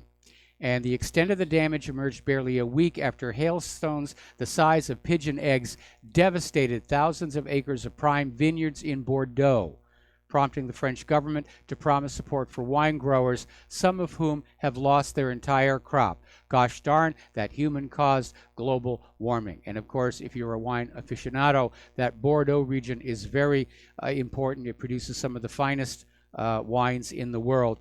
And yeah, it's going to take a while for those vineyards to be brought back. So it is a catastrophe. And I'm sure these vineyard owners do have insurance that covers this kind of thing. But if you are a lover of fine Bordeaux wines, you can expect the prices are going to go way, way up as of right now. Getting into medication, story again out of the Daily Mail. The world may be on the verge of an antibiotic crisis. Now, when antibiotics came along, everybody said, oh, wonder cure. We'll use them here. We'll use them there. They're used on animals in factory farms so they don't pass illnesses around. But antibiotics are being used so much, there are now shortages setting in. And the supply chain is actually approaching a collapse. And so a lot of people are getting very worried because there's only a very limited number of manufacturers for the key active ingredients in many antibiotics. Now, there's obviously patents on all of this stuff, so it's not like somebody can set up a new factory. Obviously, the existing patent holders could enlarge, but that's going to take a while. Already, one form of penicillin is unavailable in 30 different countries, including the United States, Australia, Germany, and Canada, and it's been unavailable since 2015. So that's not a good thing to be happening. Yet another article has come on out, this is Natural News, talking about the overprescription of psychiatric medication. And this one's focused on the children. And it's saying, basically, there are more than 8 million children on mind-altering psychiatric medication, with child defined as under 20 years old. If you take it down to 17, it's 6.1 million children. And the numbers are rising because the risk of a 3-year-old being diagnosed with ADHD is now more than 40%. The condition is overdiagnosed, especially when you recall the guy who came up with attention deficit hyperactivity disorder admitted shortly before he died it was a completely made-up illness to sell medication.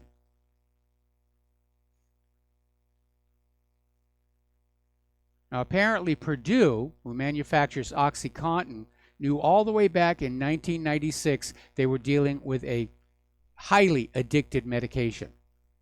They knew it was highly addictive, and they basically covered it up. Oh, this is great medication. You want to be on this thing. These big pharmacies, they're turning out to be worse criminals than the street dealers. Anyway, as a result of all this decay of our medical infrastructure, if you will, China has now overtaken the United States in healthy life expectancy. Another indicator we are no longer the greatest nation on earth. So China, they live longer with a healthy life. We're going to take a break for commercials, back with the last segment of our program after these few words.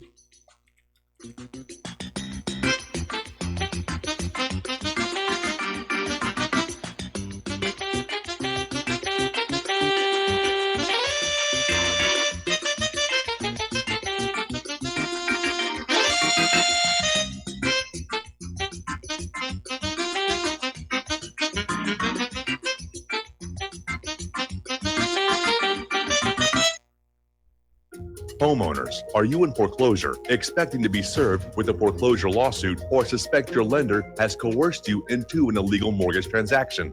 A huge number of mortgages made in the last 10 years have legal issues and are possibly defective. State laws and the U.S. Supreme Court have upheld that defective mortgage documents are grounds for foreclosure defense and for counterclaims in favor of the homeowner. If your mortgage has been sold or assigned since closing the loan, it may be defective and you may be paying the wrong party, and the lender may not have standing or the right to foreclose or collect payments under the law. If you would like to know if your mortgage is legal or not, or know if you are paying the right party, we can help. Our initial consultations are free of charge. We are not attorneys. We are legal researchers and work closely with experienced lawyers who know how to help you find the evidence to help you keep your home. Call toll free 1-855-2-KEEP-IT. That's 1-855-2-KEEP-IT today.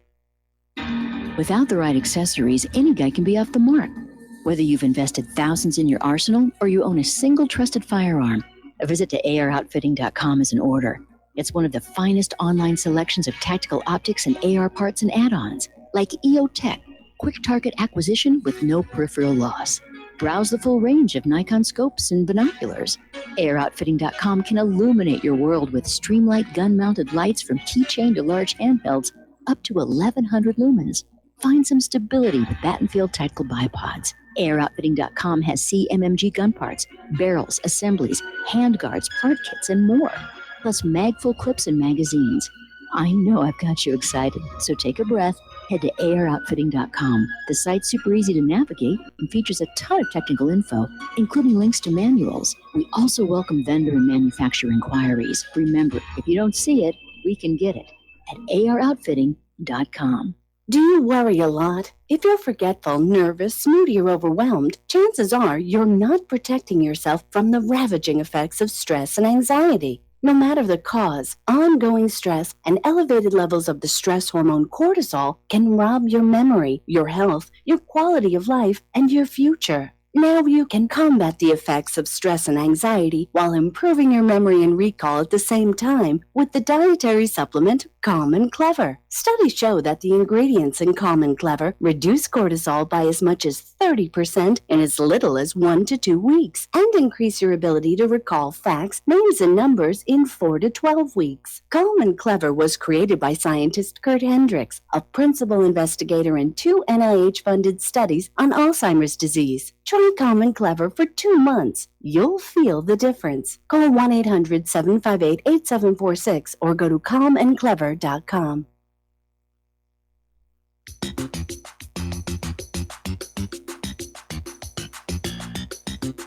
Welcome to What Really Happened Radio. Visit us online at whatreallyhappened.com. And now, set your eyes on the future and let's consider what really happened. And aloha, America. Welcome back to our show today here, final segment of our program on this Pauhana Friday. And a little bit of interesting science news coming out of China. As you know, rice is very important to China, and long history. They feel very strongly about it. And apparently there is this scientist, Yuan Longping, who's called the father of hybrid rice. And he's led a team of scientists who developed a rice that can survive in seawater. And they're already test growing it out in Dubai. And the idea is in areas of the world where fresh water is in short supply, that they can basically start turning these deserts into rice paddies. So that is an amazing development, I think worthy of a Nobel Prize. Meanwhile, the Dawn spacecraft, which has been orbiting the dwarf planet Ceres, has been put into a lower orbit. They're getting ready to basically end the mission. And it's starting to send back pictures of this dwarf planet, which we have linked to the front page of whatreallyhappened.com. And as I said before, one of the things that Donald Trump has done that I agree with is he's repurposed NASA away from being a rubber stamp for the global warming movement and actually getting on back to science and technology development. Because if we're going to have any chance of restarting this nation's economy, we're going to have something to manufacture and sell that nobody else has. And you need a civilian technology incubator to do that. The tech boom of the 70s, 80s, and 90s all came out of the Apollo moon missions. That's where all that technology was born to solve the problems involved in going to the moon. So we need to get back on out there. We need to start solving the problems, and then after we solve the problems, we look at the solution and say, is there a marketable product here? And the answer, in most cases, is going to be yes. Now, I'm cheering on those people at SpaceX and at Scaled Composites. They're doing some amazing things. But I think we need a big push. We almost need a Manhattan Project-sized effort to develop new technology for new products. Things like photonics, new materials, ways of maybe getting away from using so much metal, new ways of cleaning up toxic waste. It's becoming a major problem. Apparently there was a big stink where state government was resurfacing roads with oil and tar that turned out to be contaminated with radium. Come up with a way to clean up Hanford. Come up with a way to finally clean up Fukushima. Not just paper it over, not just cover it over like they did in the Gulf oil disaster. The technology is out there if we reach for it. But as long as we take all of the wealth of the nation and use it to kill people in other countries, this country has no future. Something for you to think about over the holiday, over the weekend, not a holiday. But stay tuned for John Stadmiller. I'm sure he's got a lot of interesting things to share with you. Please take what you learn here at the radio show at whatreallyhappened.com. Share them with everybody you know by direct email and conversation. Don't even waste your time on social media anymore. Please donate to RBN. Please donate to whatreallyhappened.com. We'll be back on Monday. Aloha, America.